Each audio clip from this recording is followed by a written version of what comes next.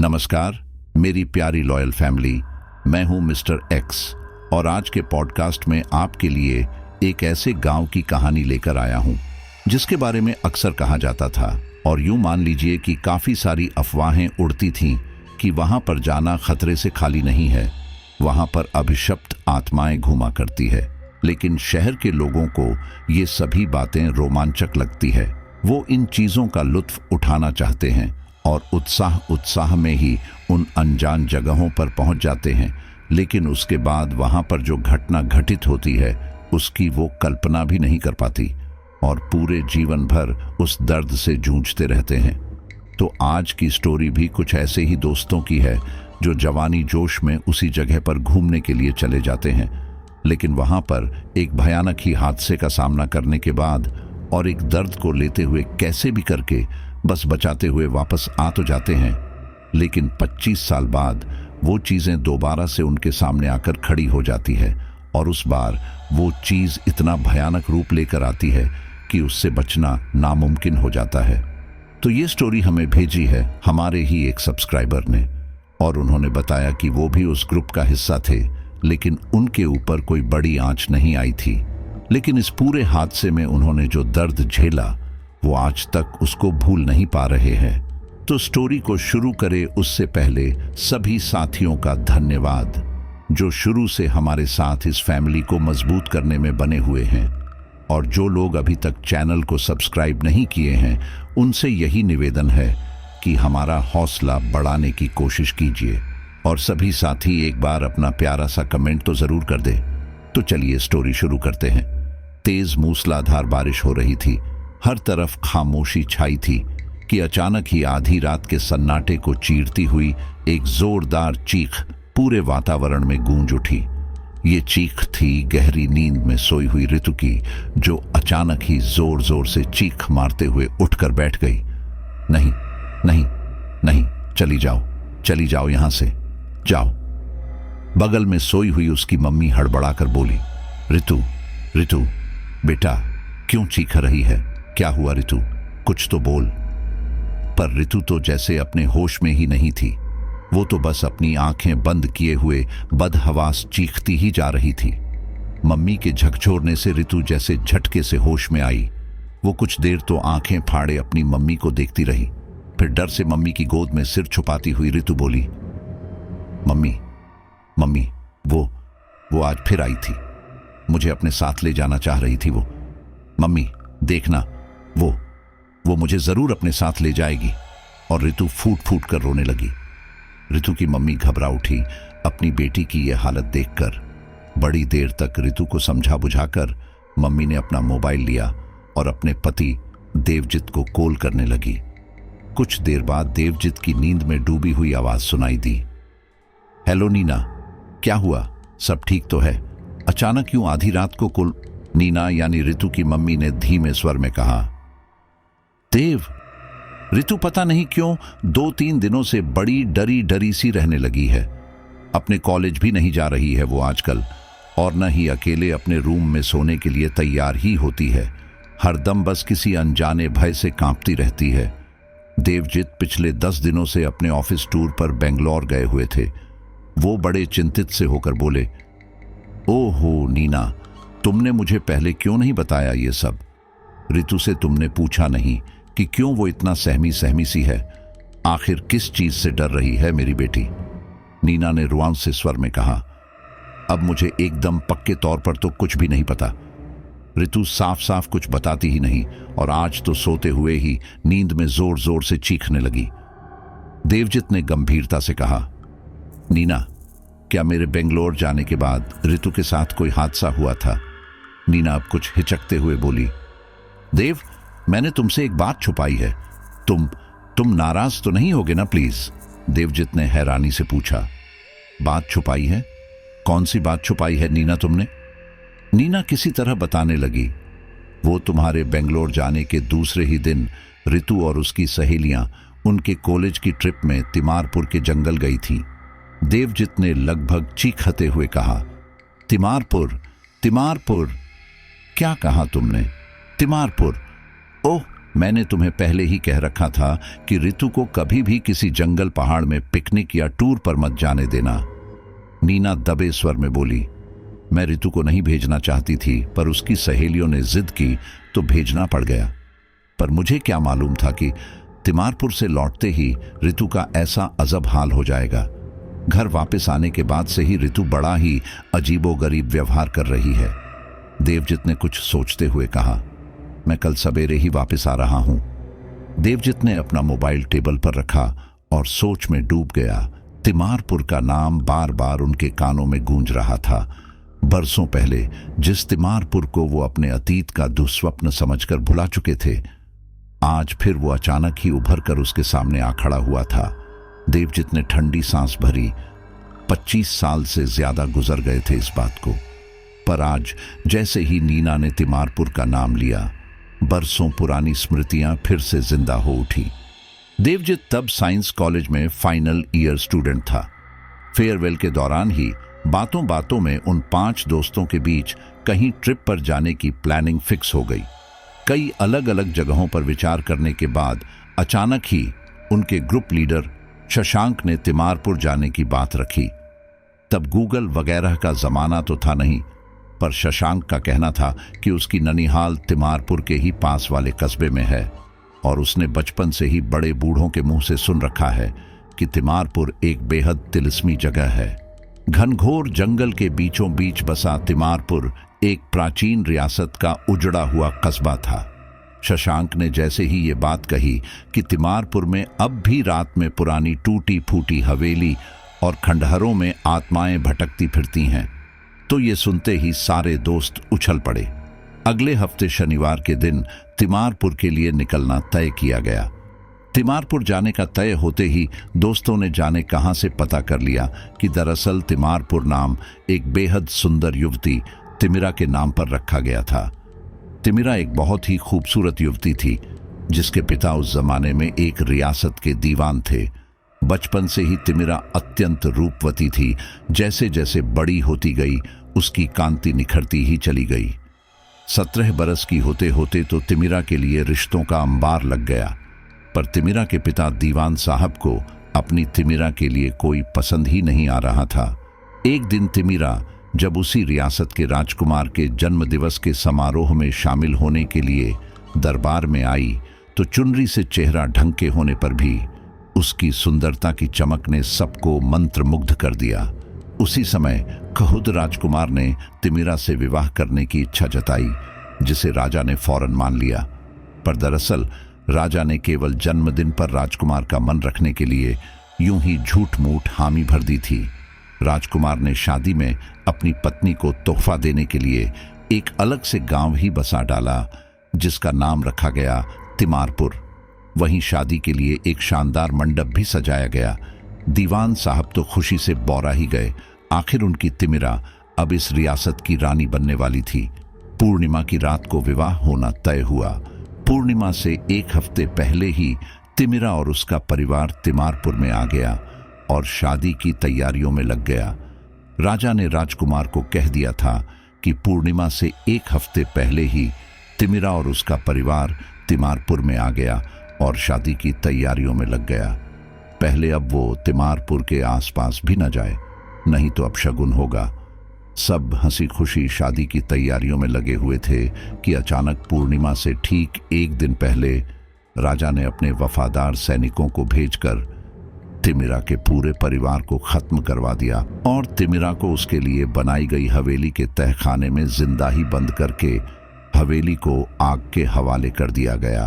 राजकुमार को राजा ने कह दिया कि एक बड़ी दुर्घटना में जलकर तिमिरा और उसके परिवार की मौत हो गई है। राजकुमार सदमे में चला गया। राजा ने किसी के भी तिमारपुर जाने पर रोक लगा दी और फिर धीरे धीरे वो शानदार बस्ती एक उजाड़ वीरान जगह में तब्दील हो गई। लोग वहां दिन में भी जाने से डरने लगे। समय के साथ रियासत भी खत्म हो गई। वक्त की रफ्तार ने जल्दी ही तिमारपुर को एक भूली हुई दास्तां बना दिया। शशांक के खास दोस्त शेखर ने एक दिन बातों बातों में शशांक से धीमे से पूछ लिया, यार क्या सच में आत्माएं भटकती फिरती हैं? शशांक ने गहरी सांस ली और बताने लगा, खतरनाक ही तो है तिमारपुर की सच्चाई। कहते हैं कि यदि अंधेरा होने से पहले कोई व्यक्ति वहां से लौट ना पाए तो तिमारपुर हमेशा के लिए उस व्यक्ति को निगल जाता है। अब तक करीब 3 व्यक्ति वहां हमेशा के लिए लापता हो चुके हैं और उनमें से एक तो बेचारा वही राजकुमार था जो तिमिरा से शादी करना चाह रहा था। एक दिन अचानक ही वो राजा की नजरें बचाकर महल से फरार हो गया और सीधे पहुंच गया तिमारपुर। वहां जाकर पागलों की तरह वो अपनी होने वाली दुल्हन तिमिरा को पुकारते हुए इधर उधर तलाशते रहा, पर पूरा दिन गुजर गया और तिमिरा का कोई सुराग तक नहीं मिला। और उस दिन के बाद से फिर राजकुमार को कभी किसी ने नहीं देखा। जल्दी ही वो दिन आ ही गया जब सारे दोस्त निकल पड़े शशांक के ननिहाल और फिर वहां से लगे तिमारपुर जाने के लिए। 2 ट्रेन और 2 बस बदलकर जब सारे दोस्त थके हारे से शशांक की ननिहाल पहुंचे तो उस छोटे से कस्बे की नीरवता देख हैरान से हो गए। उस छोटे से कस्बे में बस स्टैंड भी नहीं था। कुछ दूर पर बनी पक्की सड़क के एक किनारे उन सब दोस्तों को उतारकर बस आगे बढ़ गई थी। कस्बे में अब तक बिजली नहीं आई थी, इसलिए शाम ढलते ही घना अंधकार चारों ओर फैला हुआ था। शशांक और उसके दोस्तों ने कंधों पर अपना सामान लटकाया और टॉर्च ऑन करके कस्बे की ओर जाने वाली कच्ची सड़क पर संभल संभल कर आगे बढ़ने लगे। करीब 20 मिनट बाद दूर टिमटिमाती रोशनी देखते ही शशांक जोर से बोल उठा, आ गया मेरा ननिहाल, वो देखो टिमटिमाती हुई रोशनी। फिर जल्दी ही सब दोस्त शशांक के नाना जी की हवेली के सामने आ पहुंचे। हवेली बहुत ही पुरानी और कुछ जर्जर हालत में थी। गेट के आसपास कोई भी नहीं नजर आ रहा था। शशांक ने आगे बढ़कर वो पुराना पर मजबूत लोहे का गेट जोर लगाकर खोल दिया। गेट के खुलते ही चर्र चर्र और खड़खड़ाहट की आवाज शांत वातावरण में पूरे जोर से गूंज उठी और इस आवाज के गूंजते ही हवेली के भीतरी हिस्से से एक बूढ़ा सा व्यक्ति दौड़ते हुए बाहर चला आया। बूढ़े व्यक्ति के हाथ में एक जलती हुई मशाल थी। बूढ़े व्यक्ति की नजरें जैसे ही शशांक पर पड़ी वो लगभग चीखते हुए बोला, अरे बेटा तुम यहाँ अचानक। और शशांक ने आगे बढ़कर बूढ़े व्यक्ति के चरण छूते हुए कहा, प्रणाम नाना जी, देखिए तो मेरे साथ मेरे दोस्त भी आए हैं आपसे मिलने के लिए। बूढ़े व्यक्ति ने शशांक को गले लगाते हुए स्नेह से कहा, ओह बेटा, कितने बरसों बाद आए हो तुम। फिर शशांक के पीछे खड़े हुए उसके चारों दोस्तों को हाथ से इशारा करते हुए अपने पास बुलाया। सारे दोस्त मुस्कुराते हुए उस बूढ़े व्यक्ति यानी शशांक के नाना जी के करीब आ गए। सबने उन्हें बड़ी इज्जत से नमस्कार किया और फिर सबके सब नाना जी के साथ साथ हवेली के अंदर की ओर चल पड़े। अंदर एक बड़े से गोल कमरे में पहुंचकर नाना जी ने सबको बैठने के लिए कहा और फिर वो शशांक की नानी को जोर से पुकारते हुए बुलाने लगे। कुछ ही देर में अंदर गलियारों को पार करती हुई शशांक की नानी वहां आ पहुंची। जैसे ही उन्होंने शशांक को देखा वे दौड़ती हुई उसके करीब चली गई। शशांक के प्रणाम करते ही नानी ने उसे गले से लगाते हुए स्नेह से कहा, क्या रे, तूने तो हमारी याद ही भुला दी। फिर फौरन नानी ने अंदर काम कर रहे हवेली के 2 नौकरों को आवाज लगाई, सुखी, हरिया, जल्दी बाहर आओ। नानी ने उन नौकरों के पास जाकर उन्हें कुछ आदेश देते हुए समझाया। फिर शशांक और उसके दोस्तों से बोली, बेटा तुम लोग इनके साथ चले जाओ, ये लोग तुम्हें ऊपर वाले हॉल में ले जाएंगे। वहां पर आराम से हाथ मुंह धोकर कपड़े वगैरह बदल लो, तब तक मैं तुम सबके लिए गरम गरम चाय भिजवाती हूं। और हां, चाय पीकर तुम सब नीचे चले आना, फिर सब साथ में खाना खाएंगे। हरिया और सुखी ने सब दोस्तों के सामान उठा लिए और आगे आगे रास्ता दिखाते हुए चल पड़े। सब एक एक कदम बड़े ही आहिस्ते से रखते हुए ऊपर वाले हॉल में पहुंच गए। हॉल में वैसे तो एकदम अंधेरा ही छाया हुआ था, पर हरिया ने फौरन अपने साथ रखी हुई एक मशाल से हॉल में दोनों कॉर्नर पर लगी हुई मशालों को जला दिया और हॉल में रोशनी बिखर गई। दोस्तों का सामान हरिया और सुखी ने ठीक तरह से जमा कर रख दिया और फिर नीचे चले गए। सबके सब बुरी तरह से थक चुके थे। 10 मिनट बाद हरिया चाय और पानी लेकर आ गया। उसने सबको चाय देते हुए कहा, चाय पीकर हाथ मुंह धो लीजिए, फिर सब नीचे आ जाइएगा, बाथरूम सामने ही है। करीब आधे पौन घंटे बाद जब सब दोस्त नीचे उतर कर आए तो उनकी नानी ने सबके लिए खाना लगाया। नाना जी ने पूछा, शशांक, तू आज अचानक ही चला आया? हमसे मिलने आया है या फिर कोई और खास वजह है? देवजित के मुंह से निकल गया, हाँ नाना जी, वो हम यहां तिमारपुर। अभी देवजित ने अपनी बात पूरी भी नहीं की थी कि नानी जी घबरा कर चीख पड़ी, क्या? नहीं बेटा, वहां जाने का तो छोड़ो, उस मनहूस जगह का नाम भी अपनी जुबान से मत लेना कभी।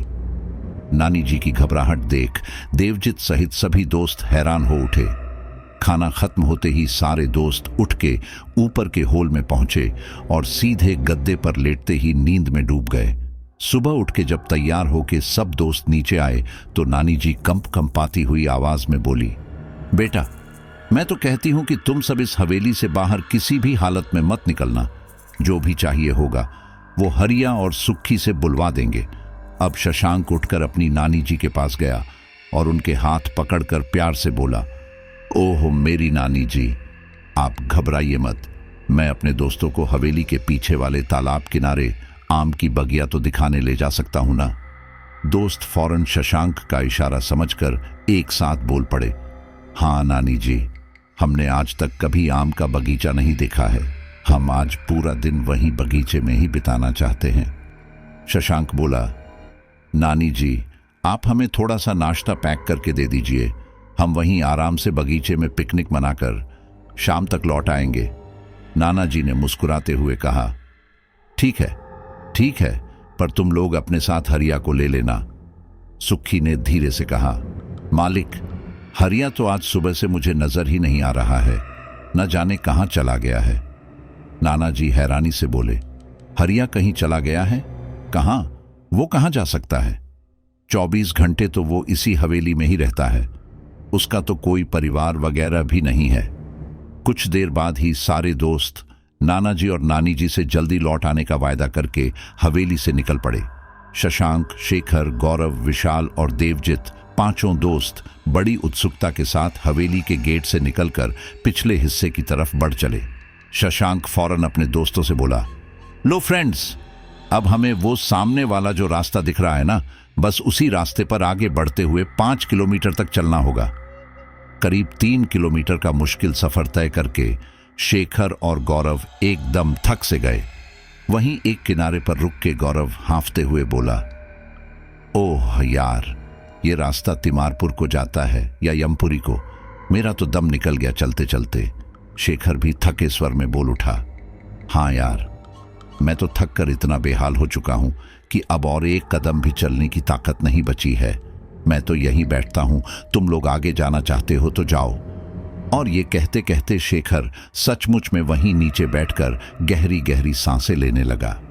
शशांक ने शेखर की बांह पकड़कर उठाते हुए कहा, क्या यार शेखर, तू इतनी जल्दी थक गया? अभी बस कुछ ही दूर चलना है हमें। तिमारपुर देखने के लिए ही तो हम यहां आए हैं ना। शेखर किसी तरह खड़े होते हुए बोला, ओह तुम कुछ भी कहो, मैं तो अब यहां से हिलने वाला नहीं। वो किनारे पर बड़ा सा पेड़ देख रहे हो ना, मैं अब उस पेड़ के नीचे ही आराम से सोऊंगा। तुम लोग जब तिमारपुर से लौटोगे तो मुझे जगा देना। शशांक ने फिर शेखर को बाएं कहा और अपने बाकी दोस्तों के साथ तिमारपुर के रास्ते पर आगे बढ़ने लगा। चलते चलते अब करीब करीब सब दोस्त थकने लगे थे। एक जगह रुककर पानी पीते हुए देवजित बोला, शशांक, तूने तो कहा था कि तिमारपुर सिर्फ 5 किलोमीटर ही दूर है, पर मुझे तो अब तक कहीं भी तिमारपुर का नामो निशान तक नहीं नजर आ रहा है। अब तो जंगल का घनघोर इलाका शुरू हो गया है, हम कहीं भटक न जाएं। गौरव ने हताश स्वर में कहा, कहीं तू रास्ता भूल तो नहीं गया शशांक? यहां जंगल में कोई दिख भी तो नहीं रहा है जिससे हम रास्ता पूछ सकें। शशांक अभी कुछ कहने जा ही रहा था कि तभी अचानक ही सामने से एक बूढ़ा सा किसान धीरे धीरे आते हुए दिखाई दिया। किसान को देखते ही देवजित फौरन आगे लपकते हुए उसके करीब जा पहुंचा और नरमी से बोला, काका, हमें तिमारपुर जाना है, क्या आप वहां जाने का रास्ता हमें बता सकते हैं? किसान ने देवजित की बात सुनते ही अपनी निगाहें उस पर डाली, फिर हैरानी भरे लहजे में कहने लगा, क्या क्या कहा बाबू आपने? तिमारपुर? शशांक भी आगे आते हुए पूछने लगा, हाँ काका, हमें तिमारपुर ही जाना है। वैसे तो मुझे वहां का रास्ता मालूम है। 7-8 साल पहले एक बार मैं अपने पापा के साथ वहां गया था। विशाल ने शशांक से पूछ ही लिया, ओ हाँ, सच में तू तिमारपुर गया था? अचानक किसान एकदम सहमे हुए बोला, तिमारपुर का नाम यूं बार बार ना लो बाबू साहब, कहीं किसी ने सुन लिया तो जाने क्या हो जाए। शशांक अब बेसब्री से कहने लगा, काका, आप हमें तिमारपुर जाने का रास्ता बता दीजिए। किसान बोला, देख रहे हो वो पगडंडी, बस उसी पर चलते जाओ, ये तुम्हें सीधे तिमारपुर ले जाएगी। देवजित ने जल्दी से किसान को धन्यवाद कहा और फिर शशांक से कहने लगा, अब चलो जल्दी से। सब दोस्त तेजी से कदम बढ़ाते हुए उस जंगल के भीतरी भाग की ओर जाती हुई कच्ची पगडंडी पर चलने लगे। कुछ दूर जाते ही जंगल की खामोशी उन सबको डराने लगी। सूखे गिरे हुए पत्तों पर चलने से खड़खड़ाहट की आवाज उस सन्नाटे में तेज शोर बनकर गूंज रही थी।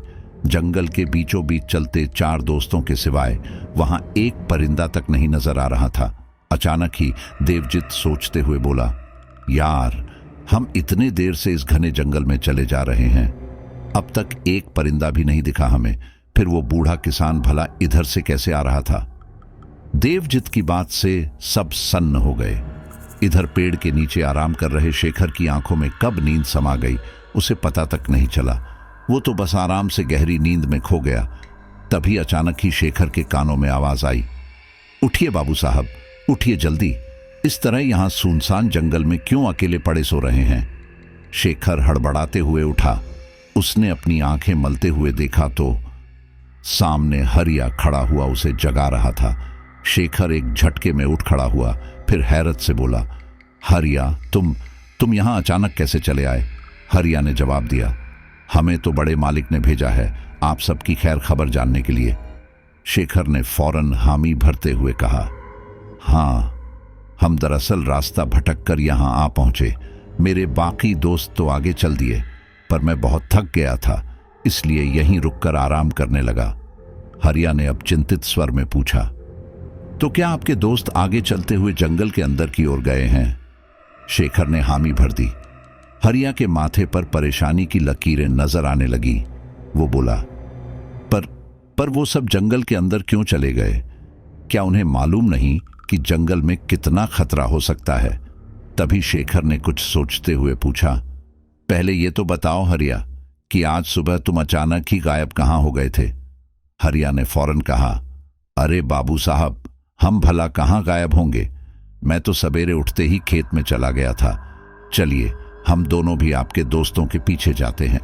शेखर ने हैरान होते हुए पूछा, पर अब तक तो वो सब बहुत दूर निकल गए होंगे ना, हम कैसे और कहां ढूंढेंगे उन्हें? हरिया ने हाथ हिलाते हुए कहा, अरे बाबू साहब, मैं अंदर जंगल पहुंचने का छोटा रास्ता जानता हूं, आइए हम उस रास्ते से चलकर 10 मिनट में आपके दोस्तों के पास पहुंच जाएंगे। शेखर ने जैसे ही हामी भरी, हरिया ने उसे अपने पीछे चलने का इशारा किया और तेज तेज कदम बढ़ाते हुए एक तरफ दिख रहे झाड़ियों के झुरमुट की ओर चल पड़ा। झाड़ियों के झुरमुट के पीछे ही एक बिल्कुल संकरी सी पगडंडी नजर आ रही थी। हरिया ने कहा, देखिए, ये पतली सी पगडंडी हमें मिनटों में जंगल के भीतर पहुंचा देगी। शेखर संभल संभल कर चल रहा था। कुछ ही देर में वे जंगल के भीतरी हिस्से में पहुंच गए। तभी शेखर को कुछ आवाजें सुनाई दी। वो ध्यान से सुनने लगा। कुछ लोगों के चलने की आवाज थी ये, जो निरंतर पास आती जा रही थी, और जैसे ही ये आवाज बिल्कुल करीब आ गई, शेखर ने देखा कि उसके सामने उसके चारों दोस्त थके हारे चलते हुए आ रहे हैं। शेखर पूरे जोरों से चिल्लाते हुए उनकी तरफ भागा, देव, विशाल, शशांक, गौरव, देखो, मैं तुम सबसे पहले यहां आ गया। शेखर की पुकार जैसे ही उन दोस्तों के कानों में पड़ी, वे सब हैरानी से इधर उधर देखते हुए बोले, ये तो शेखर की आवाज है। पर शेखर तो वहां दूर ही रुक गया था। फिर उसकी आवाज यहां पर। शेखर अब उनके एकदम सामने पहुंच गया और उनका रास्ता रोकते हुए बोला, लो देखो, मैं यहां हूं, हरिया मुझे यहां लेकर आया है। देवजित ने शशांक से घबराई आवाज में कहा, ये जंगल तो सचमुच ही तिलस्मी लग रहा है। हमें शेखर की आवाज तो सुनाई दे रही है, पर शेखर कहीं दिखाई नहीं दे रहा है। ये कैसा अजीब तिलिस्म है? शशांक हिम्मत बांधते हुए बोला। तिलिस्म नहीं, ये दरअसल हम बहुत ज्यादा थक चुके हैं, इसीलिए ऐसा अजीब सा भ्रम हो रहा है हमें। अब शेखर गुस्से से चीखा, तुम सब क्या पागल हो गए हो? क्या मैं तुम्हें दिखाई नहीं दे? अचानक ही शेखर की बात अधूरी ही रह गई। उसके पीछे खड़ा हुआ हरिया जोर जोर से अट्टहास करते हुए बोला, अब बस भी करो बाबू, अब बहुत बोल लिए। अब तुम्हारे दोस्त तुम्हारी आवाज और नहीं सुन पाएंगे। और फिर हरिया ने स्तब्ध खड़े शेखर का हाथ पकड़ा और अगले ही पल वो मानो हवा में गायब हो गया, और साथ ही शेखर भी वहां से हरिया के ही साथ हवा में विलीन हो गया। देवजित ने चिल्लाते हुए इधर उधर देखा और शेखर को पुकारा, शेखर शेखर, पर कहीं से कोई आवाज नहीं सुनाई दी। चारों दोस्त अब जंगल के एकदम घने हिस्से में आ गए थे। सबके दिल अब अजीब तरह से आशंकाओं से धड़क रहे थे।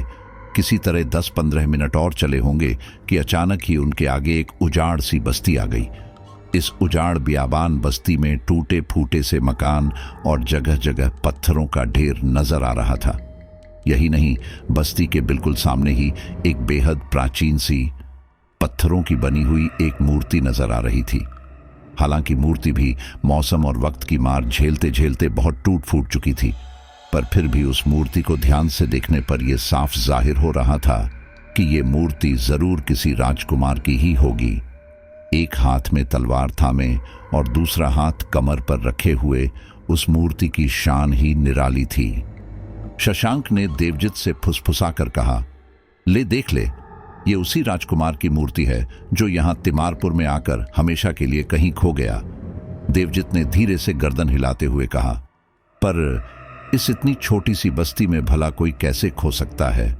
शशांक ने उसे हाथ से इशारा किया और धीमे से बोला, शांत, शांति से बात कर। जोर जोर से बोलेगा तो कहीं कोई अतृप्त आत्मा भड़क उठेगी।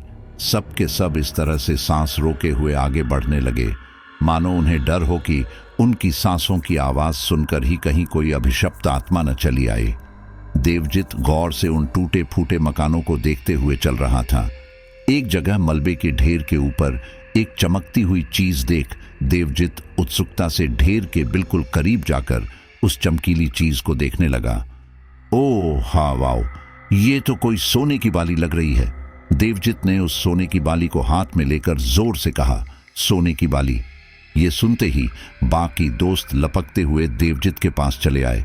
सब देवजित को मिली सोने की बाली को बड़े ध्यान से देख रहे थे। विशाल ने तारीफ करते हुए कहा, वाह, ये तो बहुत ही कीमती लगता है। तुम्हारी तो किस्मत ही खुल गई देव। देवजित ने मुस्कुराते हुए वो बाली अपनी पॉकेट में रख ली। फिर शशांक से बोला, थैंक्स यार, तुम्हारी वजह से इतनी कीमती बाली मिली मुझे, और इसका सोना तो एकदम ऐसे दमक रहा है मानो कल ही ज्वेलर्स से खरीदी गई हो।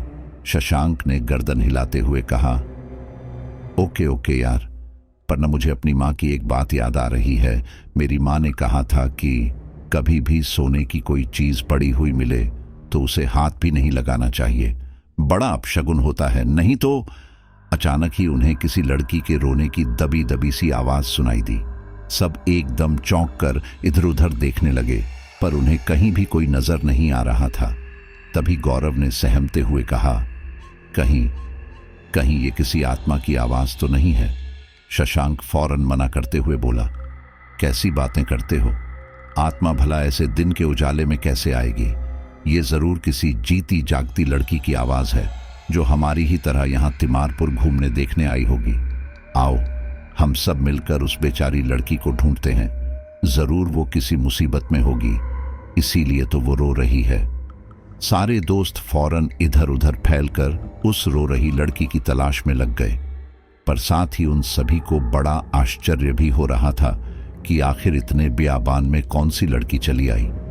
करीबन 10 मिनट तक ढूंढते रहने के बाद देवजित को अचानक ही एक टूटे से मकान के ढेर के पीछे कोई चुनरी सी लहराती हुई नजर आई। वो जोर से चिल्लाया, वो रही उस टूटे हुए मकान के पीछे एक बड़े से चबूतरे के नीचे कोई युवती बैठी हुई रो रही थी। युवती का चेहरा उसके घुटनों में छुपा हुआ था। लाल पीले रंग की बड़ी सी चुनरी ने उस युवती को लगभग पूरी तरह से ढक रखा था। देवजित ने धड़कते दिल से उस युवती के करीब जाकर हौले से पूछा, आप यहां अकेले बैठे बैठे यूं रो क्यों रही हैं? कोई परेशानी है आपको? देवजित की बात पूरी भी नहीं हो पाई थी कि उस युवती ने घुटनों में छिपा हुआ सिर ऊपर उठाया और चुनरी हल्के से संभालते हुए देवजित की ओर निगाह डाली। देवजित ने अपनी मुग्ध दृष्टि युवती के चाँद से सुंदर मुखड़े पर डाली। सोने जैसा चमकता रंग, तीखी नाक और गुलाब की पंखुड़ियों से कोमल और गुलाबी नाजुक होठों को निहारते हुए देवजित मानो स्टैच्यू सा ही अपनी जगह पर जम गया। तभी शशांक, गौरव और विशाल भी वहां आ पहुंचे। उन्होंने जैसे ही उस रूपवती को देखा, अपनी सुधबुद्धि खो बैठे। चार अजनबियों को अपने सामने देख वो युवती थोड़ी सी घबरा सी गई। वो जल्दी जल्दी अपनी चुनरी ठीक से ओढ़ती हुई एक ओर खड़ी होकर अपने बहते आंसुओं को पोंछने लगी।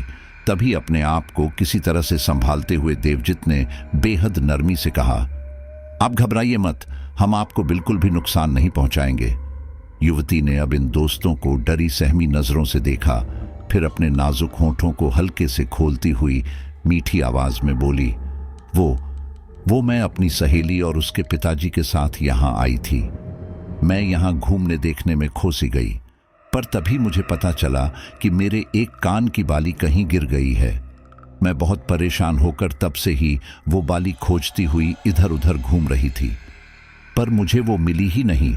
मेरी सहेली और उसके पिताजी भी यहां से चले गए, क्योंकि उसके पिताजी को अपने काम शहर जाना था। पर मैं कैसे जाती? वो बाली नहीं मिली तो मेरे माँ बाप तो मुझे बहुत मारेंगे। हमारे खानदान की बहुत पुरानी बाली थी वो, मेरी दादी की निशानी थी। और युवती अब फूट फूट कर रोने लगी। तभी देवजित ने आगे बढ़कर उस युवती से कहा, रोना बंद कर दीजिए आप। ये देखिए जरा, मुझे लगता है कि ये बाली आपकी ही है। और देवजित ने अपनी पॉकेट से कुछ ही देर पहले मिली हुई बाली निकालकर उस युवती के सामने लहराई। युवती ने रोना बंद करके चौंकते हुए अपनी गर्दन उठाई और देवजित की ओर देखने लगी। जैसे ही उसने देवजित के हाथ में सोने की बाली देखी, वो खुशी से लगभग चीख ही पड़ी। हाँ, यही तो है मेरी खोई हुई बाली। मैं कितनी देर से इस बाली को पागलों की तरह ढूंढ रहे थे, पर यह मिली ही नहीं। फिर कुछ रुककर उसने सोचते हुए पूछा, पर यह बाली आपके पास कैसे आई? कहाँ मिली ये आपको? देवजित ने बड़े स्टाइल से झुककर कहा, आपको मिल गई ना आपकी बाली, फिर अब क्यों परेशान हो रही हैं? लीजिए, अब आराम से इसे पहन लीजिए अपने कान में। युवती ने फौरन वो बाली उठा ली और अपने कान में पहन ली। फिर उदास स्वर में बोली, बाली तो मिल गई, पर अब मैं अपने घर कैसे जाऊंगी? कुछ ही देर बाद शाम हो जाएगी। शशांक ने जल्दी से उस युवती को सांत्वना देते हुए कहा, ओह, आप चिंता मत कीजिए, हम भी बस कुछ ही देर में यहां से निकलने वाले हैं। मेरे नाना जी यही पास के ही गांव में ही रहते हैं। आप भी शायद इसी गांव की ही होंगी। युवती ने सिर हिलाया, फिर धीरे से बोली, मेरा घर यहां से दक्षिण की ओर है। जंगल के इस तरफ पीछे जो नदी बह रही है ना, बस उसके ही किनारे किनारे जाने से मेरा गांव आ जाएगा। शशांक ने जल्दी से कहा, तो कोई बात नहीं, हम पहले आपको आपके घर छोड़ने जाएंगे, फिर वापस अपने गांव चले जाएंगे। जल्दी ही उस अनजान खूबसूरत लड़की को लेकर ये चारों दोस्त वहां से चल पड़े। तिमारपुर से निकलते हुए वहां बाहर बनी हुई राजकुमार की मूर्ति के पास से जैसे ही वे सब गुजरे, देवजित की निगाह अचानक ही उस मूर्ति के हाथ पर गई। वो हैरत से चिल्ला उठा, ये राजकुमार के हाथ में तो तलवार थी ना, देखो अब इस मूर्ति का हाथ खाली है। सबने देखा और फिर सहम उठे, तलवार सच में गायब थी। तभी आगे चल रही लड़की धीरे से बोली, ये मूर्ति तो अजीब ही है, कभी तलवार गायब हो जाती है तो कभी हाथ ही गायब हो जाता है। आप लोग जल्दी यहां से निकल चलिए। सब दोस्त घबराए और परेशान से उस लड़की के पीछे पीछे चलने लगे। लड़की उन्हें अपने गांव का रास्ता बताती हुई आगे आगे चल रही थी, पर उन चारों ही दोस्तों की नजर चुनरी से ढके उस लड़की के दाहिने हाथ पर नहीं पड़ी थी, जिस पर गोदने से लिखा हुआ था तिमिरा। चारों दोस्त तिमारपुर को अलविदा कह चल पड़े वहां से। पर वे नहीं जानते थे कि तिमारपुर जिस अभिशप्त आत्मा के लिए चर्चित था, वो आत्मा तो स्वयं तिमिरा के रूप में ही उनके साथ साथ ही चल रही थी। जैसे ही सब राजकुमार की मूर्ति से आगे निकल कर आए कि अचानक ही जाने कहां से भयंकर काले काले बादलों ने आकर आसमान को यूं ढक लिया कि लगने लगा मानो शाम ढलने ही वाली हो। चारों तरफ अंधेरा सा छा गया, तेज हवाएं चलने लगी। हवाओं के साथ उड़ते हुए सूखे पत्ते दोस्तों के शरीर से टकराने लगे। धूल भी इतनी जबरदस्त उड़ रही थी कि उन दोस्तों को अपनी आंखें खोलने में भी दिक्कत हो रही थी। वैसे तो विशाल और गौरव ने अपनी आंखों पर चश्मा चढ़ा रखा था, पर धूल की परत इतनी तेजी से चश्मे को ढक रही थी कि उन्हें भी कुछ दिखाई नहीं दे रहा था। तभी युवती बोली, मेरे पीछे पीछे संभल कर आते जाइए। मुझे मालूम है मेरे गांव का रास्ता, आप बस मेरे पीछे चलते रहिए। सब दोस्तों ने बड़ी मुश्किल से उस तेज आंधी तूफान के बीच उस युवती की ओर देखा जो उन्हें एक ओर आने का इशारा कर रही थी। चारों दोस्त गिरते पड़ते उसी ओर चल पड़े। सब खामोश से हो गए और युवती के पीछे पीछे चलने लगे। करीब आधे घंटे चलते रहने के बाद वो युवती एकदम से रुक गई, फिर बोली, लीजिए, हमारा गांव तो आ गया है। आप सबका बहुत बहुत स्वागत है इस गांव में। देवजित ने पूछा, यहां आपके गांव में तो कोई नजर ही नहीं आ रहा है, क्या यहां कोई दूसरा रहता नहीं है?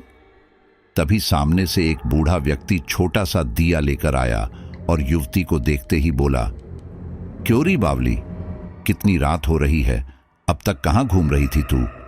तभी शशांक बोल उठा, वैसे कोई ज्यादा देर तो नहीं हुई है, अभी शाम के 6 बज रहे होंगे, और क्या? तभी देवजित ने दिए की रोशनी में अपनी कलाई पर बंधी हुई घड़ी में टाइम देखने की कोशिश की, और जैसे ही उसने टाइम देखा वो जोर से चिल्लाया, ऐसा कैसे हो सकता है? घड़ी में तो रात के 1 बजे हैं। शशांक झल्लाते हुए जोर से बोला, क्या 1 बज रहे हैं? लगता है तुम्हारी घड़ी और तुम्हारा दिमाग दोनों ही खराब हो चुका है। अभी तो ज्यादा से ज्यादा 6:30 बजे होंगे बस। फिर शशांक ही नहीं, गौरव और विशाल ने भी अपनी अपनी घड़ियों पर नजर डाली। उनके मुंह खुले के खुले रह गए। सचमुच रात के 1 बजने वाले थे। देवजित ने मरियल सी आवाज में कांपते हुए कहा, पर ऐसा कैसे हो सकता है? हम तो अभी कुछ ही देर पहले तो तिमारपुर में घूम रहे थे, तब तो दोपहर ढल रही थी, फिर इतनी जल्दी आधी रात कैसे हो गई? क्या हमें कई घंटे लग गए तिमारपुर से इस युवती के गांव तक पहुंचने में? हाँ हाँ हाँ हाँ हाँ हाँ हाँ हाँ। अचानक ही सामने खड़ा हुआ बूढ़ा भयंकर अट्टहास लगाने लगा। उसके हाथ में पकड़े हुए दिए की लौ एकदम से मशाल की तरह जलने लगी और चारों तरफ तेज रोशनी सी फैल गई। इस रोशनी में सब कुछ अच्छी तरह से नजर आ रहा था। चारों दोस्तों का शरीर ये देखते ही थर-थर कांपने लगा कि वो बूढ़ा कोई और नहीं बल्कि तिमारपुर का रास्ता बताने वाला वही बूढ़ा किसान था जो तिमारपुर आते समय इन्हें जंगल में मिला था। अचानक ही देवजित की निगाह अपने बगल में खड़ी हुई उस युवती पर गई।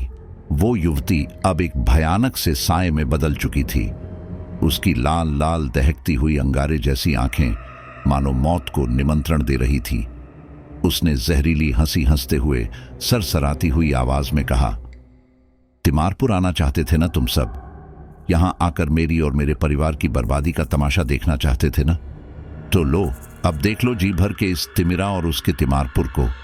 और ये कहते कहते तिमिरा ने अचानक ही अपने नुकीले पंजों को हवा में लहराया और उनके सामने शेखर और हरिया के बेजान शरीर आकर गिर पड़े। चारों दोस्त भय से चीखते हुए वहीं जमीन पर बैठ गए। उनकी सोचने समझने की शक्ति गुम हो चुकी थी। वे सब पागलों की तरह जोर जोर से चीखते ही चले जा रहे थे। इन दोस्तों की चीखों के ही साथ साथ तिमिरा और उसके बाप के भयंकर ठहाके भी पूरे वातावरण में गूंज रहे थे। तभी देवजित की नजरों ने कुछ ही दूर पर बनी हुई राजकुमार की उस पत्थर की मूर्ति को देखा जो तिमारपुर में थी। देवजित हैरानी से इधर उधर देखते हुए बड़बड़ाते हुए बोला, तो क्या हम फिर से तिमारपुर पहुंच गए? बूढ़ा अट्टहास करता हुआ बोला, पहुंच गए का क्या मतलब है? तुम सब तो दोपहर बाद से ही यहीं तिमारपुर में ही भटक रहे हो और अब मरने के बाद भी तुम सब यही तिमारपुर में ही भटकते रह जाओगे, हमेशा हमेशा के लिए। तिमिरा ने खून जमा देने वाली आवाज में कहा। तिमिरा ने अचानक जोर से ताली बजाई और बोली, जरा यहां तो आ जाओ मेरे कुमार, हमारे मेहमान बड़ी उलझन में हैं। तिमिरा के ताली बजाते ही सामने से धुएं का एक गुब्बार सा उड़ते हुए आया और इन दोस्तों के बिल्कुल सामने आकर धुएं का गुब्बार छोड़ गया और सामने नजर आने लगा एक राजकुमार। देवजित चीख उठा, ये तो वही राजकुमार है जिसकी मूर्ति अभी मैंने यही सामने ही देखी थी, वो रही। राजकुमार ने अपनी तलवार निकाली और इन दोस्तों की तरफ बढ़ने लगा। अचानक ही देवजित जोर से चिल्लाया, भागो भागो यहां से, ये लोग हमें मार डालेंगे। शशांक ने भागते हुए कहा, पर हम कितनी दूर तक भाग पाएंगे, ये तो आत्माएं हैं, हमें पकड़कर मार डालेंगी। देवजित ने भागते हुए ही समझाया, हमें इनसे बचने की कोशिश तो करनी ही होगी। मुझे लगता है कि अगर हम ये तिमारपुर का एरिया पार कर जाएंगे तो ये आत्माएं हमारा कुछ नहीं बिगाड़ सकेंगी। विशाल और गौरव भी अपनी पूरी ताकत से वहां से भागने लगे, पर तीनों आत्माएं पलक झपकते ही उनके सामने आकर रास्ता रोककर खड़ी हो गई। उन आत्माओं के भयंकर अट्टहास से चारों दोस्तों के कान फटने लगे। सब बुरी तरह से रोने बिलखने लगे। सबको अपनी मौत नजर आने लगी। सब अपने आप को ही कोसने लगे कि क्यों चले आए थे वो यहाँ तिमारपुर में मरने के लिए। सारे दोस्तों ने अपनी आंखें बंद कर ली और ऊपर वाले से अपनी जिंदगी की दुआ मांगने लगे। तीनों आत्माएं अब उनके बिल्कुल सिर पर पहुंच गई थी। उन आत्माओं का खूनी पंजा उन दोस्तों को मौत के मुंह में धकेलने ही वाला था कि अचानक ही एक बहुत ही भारी घंटे की ध्वनि सुनाई दी और कुछ ही पलों में शशांक के नाना जी वहां आ पहुंचे। उनके हाथों में एक भारी भरकम चांदी का गोलाकार घंटा था, जिसके बजने से होने वाली ध्वनि सुनते ही तीनों आत्माएं डर से पीछे हटने लगी। आत्माओं के गले से अजीबोगरीब गुर्राहट निकलने लगी, पर नाना जी बिना डरे सहमे उस चांदी के घंटे को बजाए चले जा रहे थे और लगातार आगे बढ़ते जा रहे थे। नाना जी के पीछे पीछे कई गांव वाले मशाल लिए चले आ रहे थे। जैसे ही नाना जी उन आत्माओं के बिल्कुल सामने आए, उन्होंने अपने हाथ में पकड़े घंटे को 5 बार एक साथ जोर से बजाया। तीनों आत्माएं चीखती चिल्लाती हुई हवा में गायब हो गई। नाना जी उन आत्माओं के गायब होते ही चिल्लाते हुए बोले, शशांक, जल्दी से अपने दोस्तों के साथ हमारे साथ यहां से निकल चलो, जल्दी। इस घंटे की ध्वनि उन आत्माओं को सिर्फ कुछ ही देर तक रोक सकती है। शशांक और तीनों दोस्त जल्दी से गिरते पड़ते उठे और लपकते हुए नाना जी के पीछे आ गए। तभी देवजित ने रोते हुए कहा, पर शेखर, शेखर। नाना जी ने भी नीचे जमीन पर पड़ी शेखर और हरिया की डेड बॉडी देख ली थी। वो भी अंदर तक हिल गए थे, पर इस मुश्किल परिस्थिति को देखते समझते हुए उन्होंने जल्दी से अपने को संभाला और जोर से बोले, अभी ये सब सोचने का समय नहीं है। शेखर और हरिया को अब हम वापस नहीं ला सकते, पर यदि अब और देर की तो हो सकता है कि हम सब भी इन्हीं के साथ नीचे जमीन पर पड़े नजर आएंगे। तभी अचानक ही शेखर और हरिया की लाश हवा में गायब हो गई। ये देखते ही नाना जी के साथ आए लोगों ने अपने हाथों में थामी हुई मशाल को ऊंचा लहराते हुए गोल घेरा बनाया। फिर सारे दोस्त और नाना जी उस गोल घेरे के बीच में चले आए। नाना जी लगातार चांदी का घंटा बजाते चले जा रहे थे। सब तेज तेज कूदम बढ़ाते हुए नाना जी के गांव की तरफ चल पड़े। जब सब वापस अपने गांव पहुंच गए तो सारे लोग हवेली के बड़े से आंगन में अपनी अपनी मशाल थामे बैठ गए। नाना जी ने अपने साथ चारों दोस्तों को भी नीचे बैठाया। फिर गंभीर स्वर में बोले, शशांक ने आज इतना नासमझी का काम किया है कि समझ नहीं आ रहा है इसे कहूं तो क्या कहूं। इसने अपनी नादानी की वजह से अपने एक दोस्त को तो खो ही दिया और साथ ही अपनी और अपने बाकी दोस्तों की जान भी संकट में डाल दी। वो तो देर रात तक जब ये सब वापस नहीं लौटे तो मैं खुद उन्हें ढूंढने निकला। मुझे शक हुआ कि कहीं वे सब तिमारपुर की तरफ तो नहीं चले आए हैं। बस मैंने फौरन गांव वालों को इकट्ठा किया और फिर हवेली के पूजा घर में रखा हुआ वो प्राचीन घंटा साथ ले लिया, जो मेरे दादाजी को ये हवेली खरीदते समय पुराने रियासतदार ने ही दिया था, और साथ ही चेतावनी देते हुए कहा था कि कभी भी जंगल पार के इलाके में कोई भी न जाने पाए, और यदि गलती से कोई चला ही जाए तो फिर वहां घूम रही अभिशप्त आत्माओं की पकड़ से बचने के लिए ये चांदी का घंटा ही एकमात्र उपाय है। इस घंटे की ध्वनि से उन आत्माओं को भगाया तो जा सकता है, पर उन्हें खत्म नहीं किया जा सकता। देवजित ने रुआं से होते हुए कहा। पर नाना जी, वो हरिया कैसे और कब उन आत्माओं का शिकार हो गया? नाना जी ने दुखी स्वर में कहा। लगता है हरिया रात को जरूर हवेली के बाहर चला गया होगा और फिर भटकते हुए साए ने उसे अपने जाल में फंसाकर जंगल में पहुंचा दिया और उसका काम तमाम कर दिया। नाना जी ने गंभीर स्वर में समझाया। तिमिरा और उस राजकुमार की आत्मा ने तिमारपुर में आने वाले हर शख्स को खत्म करने की मानो कसम खाई हुई है। मुझे जरा भी अंदाजा होता तो मैं शशांक को अपने दोस्तों के साथ कभी भी उस मौत की नगरी में नहीं जाने देता। शशांक फूट फूट कर रोते हुए बोला, मुझे माफ कर दीजिए नाना जी। मैं पता नहीं क्या सोचकर अपने दोस्तों को उस मौत की नगरी में ले गया। मेरा दोस्त शेखर। तभी नाना जी बोल उठे, अब पछताने से क्या फायदा? अब तो बस एक काम करो, जैसे ही कल सुबह सूरज निकलेगा तुम सब फौरन यहां से निकलकर सीधे बस पकड़कर वापस अपने शहर की ओर रवाना हो जाना। अब एक रात भी यहां रुकने से तुम पर मुसीबत आ सकती है। सूरज निकलने तक सब वहीं आंगन में दम साधे बैठे रहे और जैसे ही सूरज की पहली किरण निकली, चारों दोस्त भारी मन से अपने बैग उठाकर चल पड़े वापसी के सफर पर। शेखर को खोकर भारी मन से चारों दोस्त थके हारे शरीर से किसी तरह तेज चलने की भरसक कोशिश कर रहे थे। चारों दोस्तों के साथ ही नाना जी का नौकर सुखी और 2 गांव वाले भी उनके साथ उन्हें बस तक छोड़ने के लिए साथ ही चल रहे थे।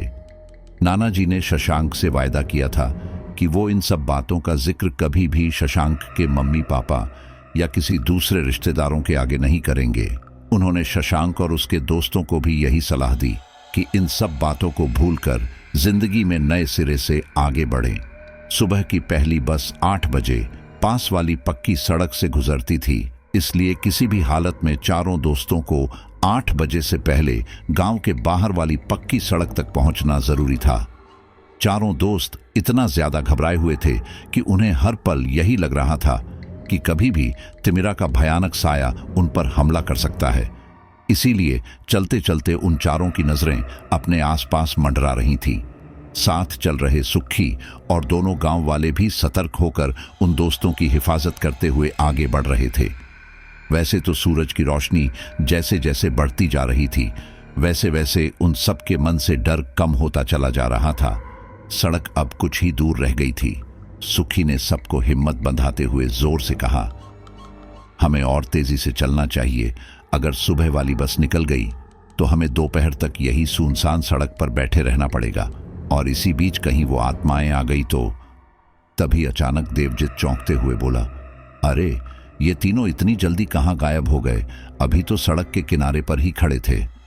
उसकी बगल में बैठे शशांक ने सोचते हुए कहा, हो सकता है कि वे तीनों किसी शॉर्टकट से चल दिए गए होंगे गांव की तरफ।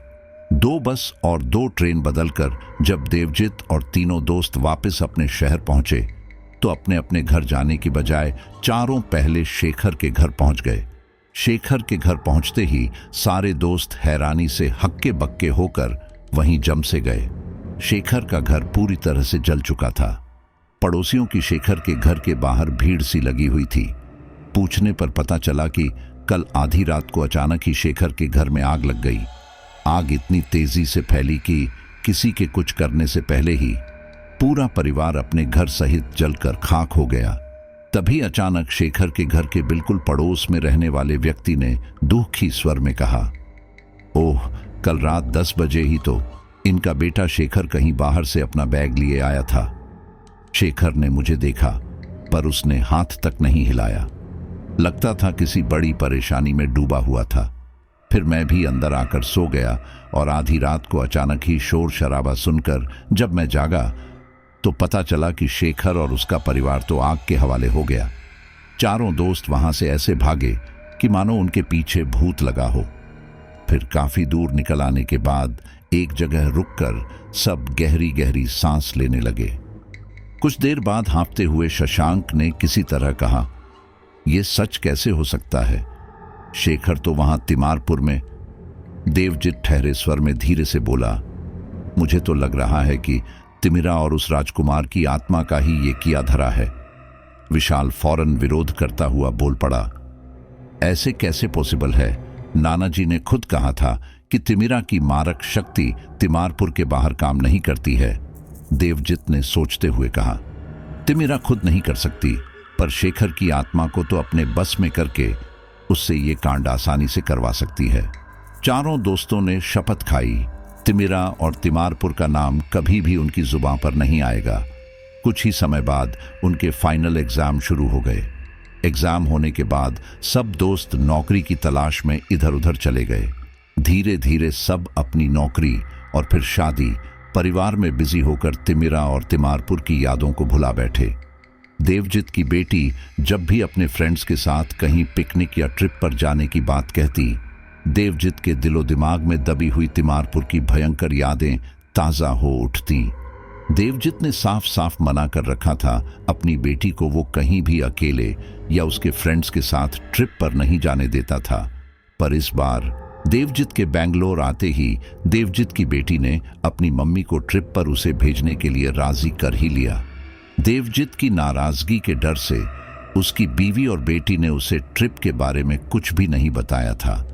पर जब आज अपनी बीवी से बात करने के बाद और अपनी बेटी की बिगड़ती हालात के बारे में सुनने के बाद देवजित को 100% यकीन हो गया कि उसकी बेटी भी जरूर तिमारपुर के अभिशप्त इलाके में गई होगी।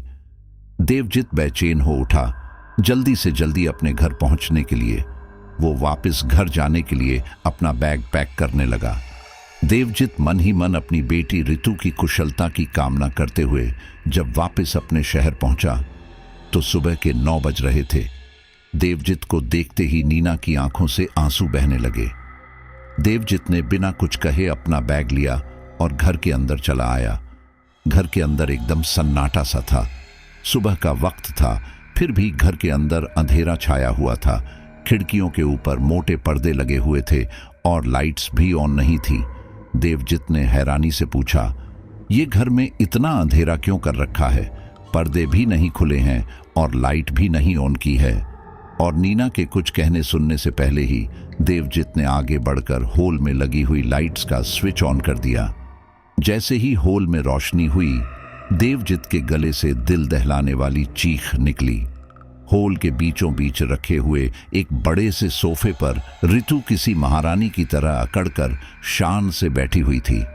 ऋतु ने एक चुनरी अपने सिर पर ओढ़ रखी थी। देवजित का गला सूख गया। उसके मुंह से किसी तरह निकला, ऋतु, ऋतु बेटी। पर देवजित की ओर देखते ही ऋतु इतने खतरनाक ढंग से मुस्कुराई कि देवजित की रूह कांप उठी। फिर ऋतु ने अपने होंठों को टेढ़ा करते हुए सरसराती हुई आवाज में कहा, आओ बाबू, बड़े दिनों के बाद आज हुई तुमसे मुलाकात। कुमार तो तुम्हें हमेशा याद करते रहता है। देवजित को चक्कर सा आने लगा। उसने गिरने से बचने के लिए दीवार का सहारा लेकर अपने आप को संभालना चाहा, पर तभी देवजित की नजर एकदम से ऋतु के कानों पर पड़ी। ऋतु ने अपने कानों में वही बालियां पहन रखी थी जो देवजित बरसों पहले तिमिरा के कानों में देख चुका था। और देवजित को उनमें से एक बाली तिमारपुर के मलबे से मिली भी थी। अब तो देवजित के होशो हवास पूरी तरह से गुम हो गए। वो बेहोश होकर वहीं नीचे फर्श पर बिछे कालीन पर गिर पड़ा। नीना घबराकर उसे पुकारती हुई लपकी और टेबल पर रखे हुए पानी के जग से पानी लेकर देवजित पर छिड़कती हुई नीना देवजित को होश में लाने की कोशिश करने लगी। देवजित उठो देवजित, इस तरह से हिम्मत हार दोगे तो फिर मेरा और ऋतु का क्या होगा? प्लीज देव, होश में आओ तुम। नीना ने देवजित को होश में लाने के लिए अपनी पूरी ताकत लगा दी। अचानक ही देवजित की निगाहें फिर से सामने सोफे पर बैठी हुई ऋतु पर गई। ऋतु अब भी पहले की ही तरह सोफे पर बैठी हुई थी। उसके चेहरे पर ऐसी वहशियाना चमक बिखरी हुई थी जो देखने वाले का खून जमा दे। देवजित स्टैचू की तरह दम साधे ऋतु की ओर देखने लगा। अचानक ही ऋतु एक झटके से सोफे से उठ खड़ी हुई। उसने अपनी चुनरी ठीक की और फिर बिजली की तरह लपकती हुई अंदर अपने कमरे की ओर चल दी। ऋतु के अंदर कमरे में जाते ही देवजित ने गहरी सांस ली और किसी तरह गिरते पड़ते उठकर सोफे पर बैठ गया। नीना ने जल्दी से एक ग्लास पानी लाकर देवजित के हाथों में थमा दिया। देवजित ने एक ग्लास पानी एक ही घूंट में पीकर हांफते हुए कहा, "ये हमारी बेटी को क्या हो गया नीना? ये कैसी अजीब सी हरकतें कर रही है?"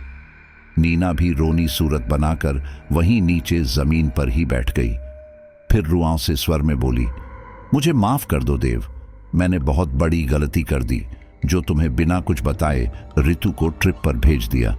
जब से ट्रिप से लौटी है बस ऐसी ही अजीबोगरीब हरकतें कर रही है।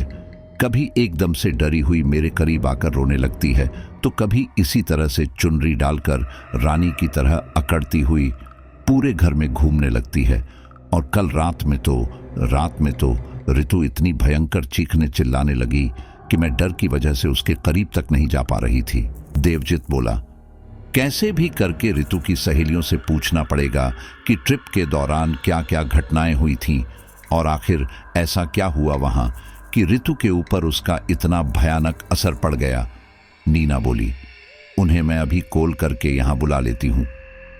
देवजित सोच में पड़ गया। फिर वो बोला, "मैं एक काम करता हूं, अभी पहले निशा को कॉल करके उसे मोहिता काजल को लेकर हमारी कॉलोनी के पास वाले गार्डन में बुला लेता हूं। मैं कॉल पर निशा को यही कहूंगा कि मुझे ऋतु के लिए एक सरप्राइज प्लान करना है, इसीलिए तुम सब सहेलियों से कुछ खास डिस्कस करना चाहता हूं। ये सुनकर वे जरूर आ जाएंगी।" नीना ने हैरत से पूछा, "पर देव, हमें झूठ बोलने की क्या जरूरत है? क्या हम उन्हें सीधे सीधे नहीं बुला सकते?" देवजित ने हाथ हिलाते हुए कहा, "नहीं नीना, मुझे पक्का यकीन है कि तिमारपुर की ट्रिप में जरूर कुछ तो ऐसा हुआ होगा जिसे ऋतु की सहेलियां शायद हमें खुलकर बताएंगी नहीं। इसीलिए हमें बहुत घुमा फिराकर उनसे सच उगलवाना होगा।" नीना ने हामी भरी। फिर बोली, "देव, तुम जाकर पहले फ्रेश हो जाओ, फिर चाय नाश्ता करके ऋतु की सहेलियों से मिलने चले जाना, क्योंकि मुझे तो ऋतु की देखभाल के लिए यहीं घर पर ही रहना होगा।" देव ने सिर हिलाया। "ओके नीना, मैं पहले निशा को कॉल कर लेता हूं, फिर जल्दी से तैयार हो जाता हूं। तुम नाश्ता वगैरह रहने दो, मैं बस चाय पीऊंगा।" नीना ने ओके कहा और किचन की तरफ चल दी। देवजित ने निशा को कॉल लगाया तो उसकी मम्मी ने रुआन से स्वर में कहा, "निशा की तबीयत ठीक नहीं है, उसे तो 3-4 दिन से बहुत तेज बुखार आ रहा है। अभी अभी डॉक्टर उसे देखकर गया है।" देवजित ने गंभीरता से पूछा, "ओह हाँ, क्या ट्रिप से लौटते ही निशा की तबीयत खराब हो गई?" निशा की मम्मी अब रोते हुए बोली, "ट्रिप से जब निशा लौटी तब वो बुखार से तप रही थी, अब तक उसके मुंह से एक शब्द तक नहीं निकला है।" देवजित सन्न रह गए। फिर किसी तरह से सांत्वना दी, "आप फिक्र न कीजिए, निशा ठीक हो जाएगी। मैं आज शाम को आऊंगा निशा को देखने। Okay, take care." Call cut करते ही देव ने नीना को पुकारा, "नीना, यहां आओ जरा जल्दी से।" नीना के आते ही देवजित बोला, "मैं तैयार होने जा रहा हूं, तुम जर्रा मोहिता को कॉल करके उसे गार्डन में आने के लिए कहो।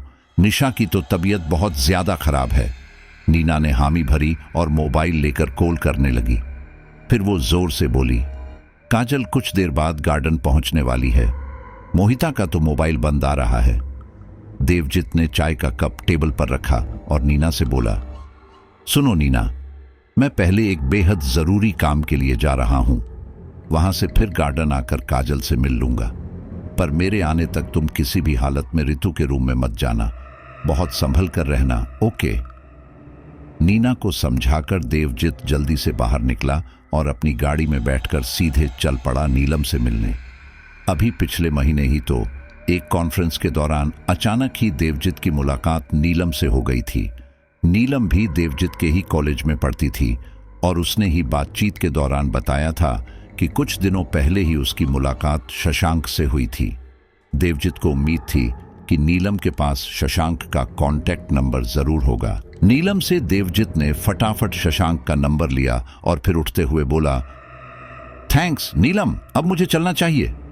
नीलम के घर से निकलते ही देवजित अपनी गाड़ी में आकर बैठा और गाड़ी फर्राटे से अपनी कॉलोनी के पास वाले गार्डन की ओर दौड़ा दी। जैसे ही देवजित की गाड़ी गार्डन के पास पहुंची, उसने पार्किंग में गाड़ी खड़ी की और फौरन अपना मोबाइल निकालकर शशांक को कॉल लगाने लगा। शशांक की आवाज जैसे ही सुनाई दी, देवजित लगभग चीखते हुए बोला, शशांक, शशांक, मेरे दोस्त। उधर से हैरानी में डूबी हुई शशांक की आवाज आई, कौन? देव हो ना तुम? देव ने रुआंसे स्वर में कहा। हाँ मेरे यार, मैं देव ही हूं। थैंक्स कि तुमने मुझे पहचान लिया। शशांक, मैं एक बहुत बड़ी मुसीबत में हूं और इस मुसीबत से मुझे बस तू ही निकाल सकता है। शशांक ने चिंतित हो पूछा, क्या हुआ देव? इतने बरसों बाद आज अचानक कॉल कर रहे हो और फिर किसी मुसीबत की बात कर रहे हो? कहीं बिजनेस में कोई बड़ा लॉस तो नहीं हो गया ना? देवजित ने जल्दी से कहा, नहीं शशांक, मेरी प्रॉब्लम फाइनेंशियल नहीं है, मेरी प्रॉब्लम तो तुम्हारे ननिहाल से रिलेटेड है। शशांक ने हैरानी से कहा, मीन्स? मैं कुछ समझा नहीं। देवजित धीमी आवाज में बोला, 25 बरस पहले की वो ट्रिप जरा याद कर यार। अब शशांक एकदम से चिल्ला उठा, ओहो, तो क्या तुम ये कहना चाहते हो कि तुम्हारी प्रॉब्लम उस तिमिरा से जुड़ी है? देवजित तुरंत बोला, हाँ, पर मैं कॉल पर ज्यादा कुछ नहीं बता सकता, तू जल्दी से यहां चला आ। देवजित रोने लगा। शशांक कुछ पल तो स्तब्ध रह गया, फिर किसी तरह बोला, ओके देव, मैं आज शाम की फ्लाइट पकड़कर पहुंचता हूं। तू मुझे अपना एड्रेस मेल कर दे। मेरा ईमेल एड्रेस मैं तेरे नंबर पर SMS कर रहा हूं। Okay, take care. देवजित ने कॉल कट होते ही शशांक का भेजा हुआ SMS देखा, फिर उसके ईमेल पर अपना एड्रेस सेंड कर दिया। मोबाइल पॉकेट में रखकर देवजित ने गहरी गहरी सांसें ली, फिर गाड़ी से उतरकर गार्डन के अंदर चल पड़ा। देवजित जल्दी जल्दी कदम बढ़ाते हुए गार्डन के अंदर पहुंचा। उसने इधर उधर देखा तो कुछ ही दूर पर एक बेंच पर काजल बैठी हुई नजर आई। देवजित फौरन काजल की ओर चल पड़ा। काजल ने जैसे ही देवजित को अपने सामने देखा, वो थोड़ी परेशान सी होती हुई बोली, अंकल आप?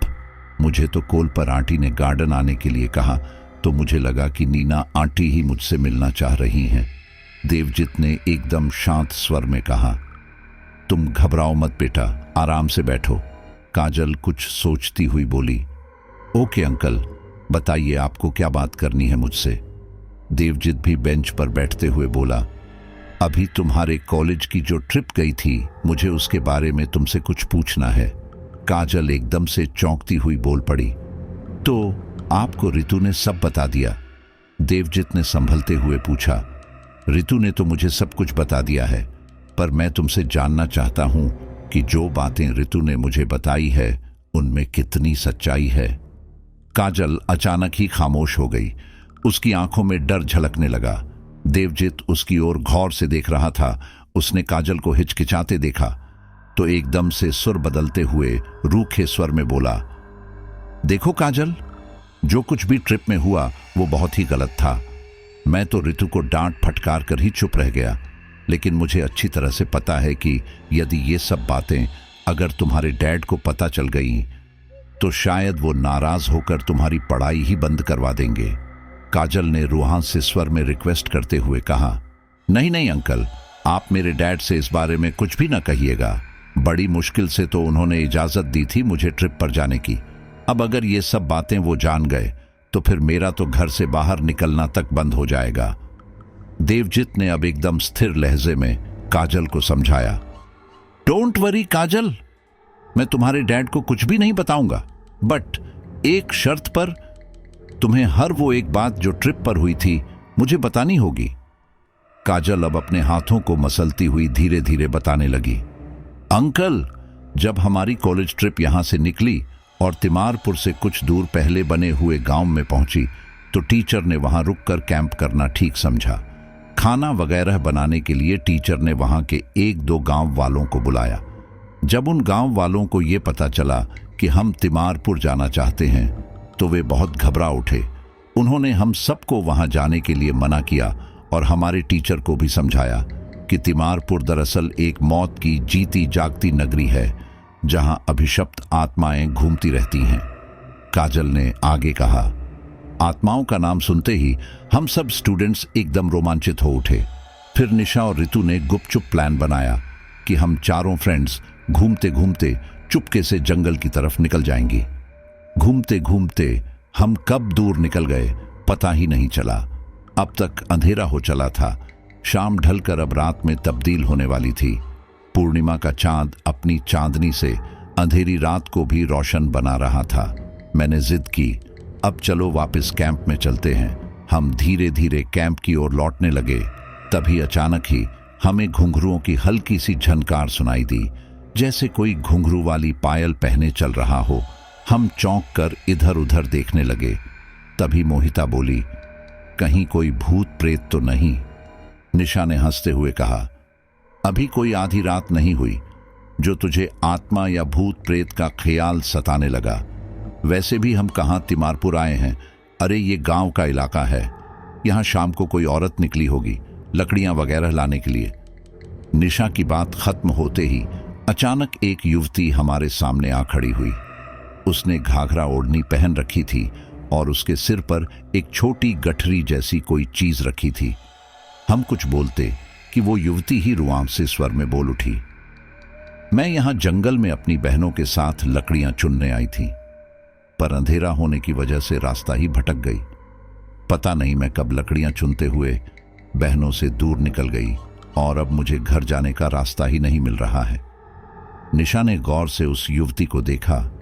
वो गांव की सीधी सादी सी भोली युवती लग रही थी। निशा ने कुछ सोचकर कहा, ठीक है, तुम हमारे साथ चलो। हम पास के गांव में लगे अपने कैंप की तरफ ही जा रहे हैं। तभी मोहिता ने हैरानी से पूछा, पर तुम्हारे पास तो कोई लकड़ियां ही नहीं है, तुमने क्या लकड़ियां नहीं चुनी? वो ग्रामीण युवती बोली, लकड़ियां तो हमने बहुत सारी चुन ली थी, पर घबराहट के मारे वहीं पेड़ के नीचे छोड़ दी। ऋतु फौरन कहने लगी, तो फिर चलो, हम तुम्हारी मदद कर देते हैं लकड़ियां उठाने में।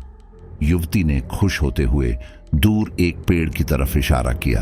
हम सब उधर ही चल दिए। वहां पर सचमुच एक लकड़ियों का ढेर पड़ा था। हमने थोड़ी थोड़ी लकड़ियां उठाई और चलने लगे। कुछ दूर जाते ही अचानक लकड़ियों का वजन मानो बढ़ने लगा। हमारे हाथ एकदम दर्द करने लगे। एक एक कदम चलना भी मुश्किल हो रहा था। तभी हमें टीचर और ड्राइवर की आवाज सुनाई दी, जो दूसरे स्टूडेंट्स के साथ हमें मशाल लिए ढूंढते हुए पुकार रहे थे। टीचर की पुकार सुनते ही हमने जल्दी से वो सब लकड़ियां वहीं नीचे ही फेंक दी और फिर फटाफट चलते हुए टीचर की ओर जाने लगे। इतने में हमारे साथ चल रही वो युवती एकदम से गुस्से में बोली, तुम लोग नहीं जा सकती, अभी तुम्हें मेरे साथ चलना ही होगा। तुम सबने वायदा किया था मुझे अपने साथ ही ले जाने का। अब मैं तुम्हें तुम्हारा वायदा नहीं तोड़ने दूंगी। निशा ने हैरानी से युवती की ओर देखते हुए कहा, तुम तो ऐसे गुस्सा हो रही हो जैसे कि हमने तुम्हारा कुछ बिगाड़ दिया हो। हम तो तुम्हारी मदद करना चाह रहे थे और तुम उल्टे हम पर ही नाराज हो रही हो। युवती ने अपनी चुनरी ठीक की और सर्द लहजे में बोली, तुम मुझे क्या यूं रास्ते में अकेली ही छोड़कर चली जाओगी? अब ऋतु ने आगे बढ़ते हुए कहा, नहीं, बिल्कुल भी नहीं, हम तुम्हें अकेली नहीं छोड़कर जाएंगे। आओ चलो हमारे साथ। ये कहते हुए ऋतु ने जैसे ही उस युवती की ओर हाथ बढ़ाया, वो युवती खुशी से झूमती हुई बोली, लो, ये मेरी ओर से तुम्हारे लिए एक उपहार, इसे अपने कान में पहन लो तुम। ये कहते हुए उस युवती ने ऋतु के हाथ में कान की बालियां रख दी। ऋतु ने मना किया, ये तो बहुत कीमती लग रही है, मैं इन्हें नहीं ले सकती। तो वो युवती ने आंसू बहाते हुए कहा, मना करोगी तो मेरा दिल टूट जाएगा, इसे रख लो तुम। ऋतु ने जल्दी से उस युवती के हाथ से बालियां ली और बोली, चलो आओ अब हमारे साथ जल्दी से। ऋतु ने उस युवती की ओर मुड़कर देखा, पर हैरानी से उसकी आंखें फैल गईं। वहां पर तो युवती थी ही नहीं। ऋतु ने निशा से पूछा, तो निशा ने समझाया, हो सकता है वो युवती टीचर और ड्राइवर को देखकर छुप गई होगी। हम चारों फ्रेंड्स कैंप में तो आ गए, पर अब भी उस युवती में ही हमारा ध्यान अटका हुआ था। ऋतु तो कैंप में जाते ही सो गई। हम सब ने खाना खाया और फिर रेस्ट करने लगे। अचानक ही आधी रात को हमारी नींद टूटी। कानों में घुंघरुओं की झंकार सुनाई दे रही थी। हमने हैरानी से सोचा, इतनी रात को यहाँ कैंप में वो युवती कैसे चली आई? हम सब कैंप से बाहर निकले तो डर और घबराहट से हमारी हालत खराब होने लगी।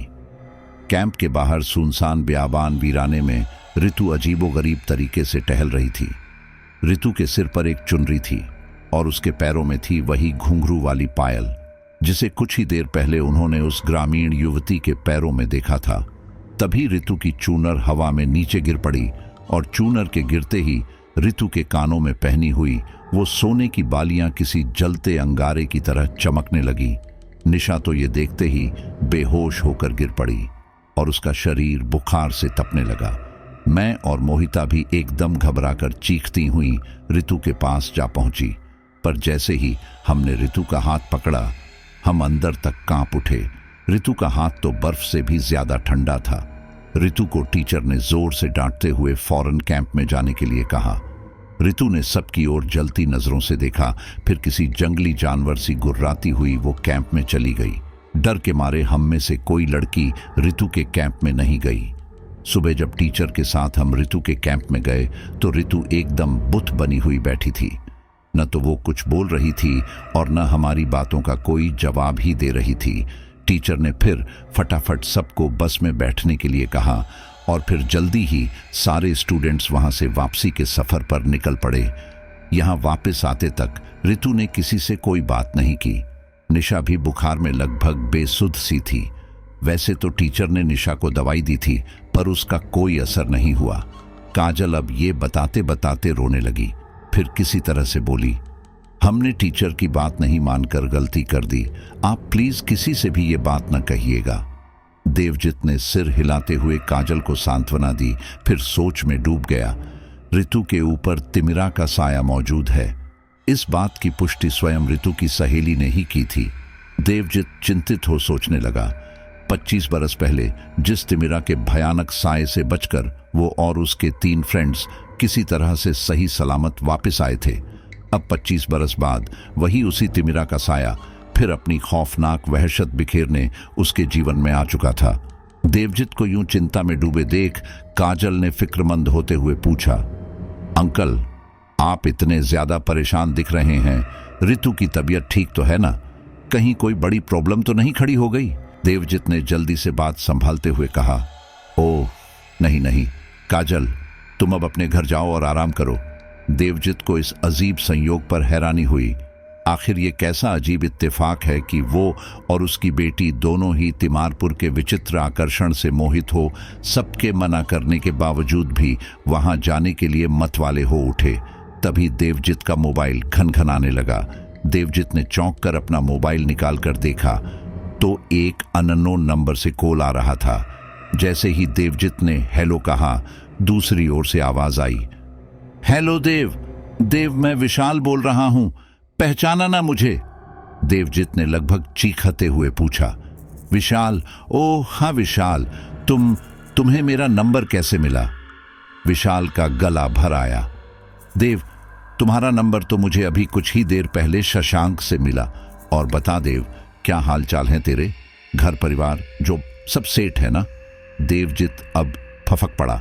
ओह विशाल, तूने एकदम सही वक्त पर कॉल किया है। मैं इस वक्त बहुत मुसीबत में हूं यार।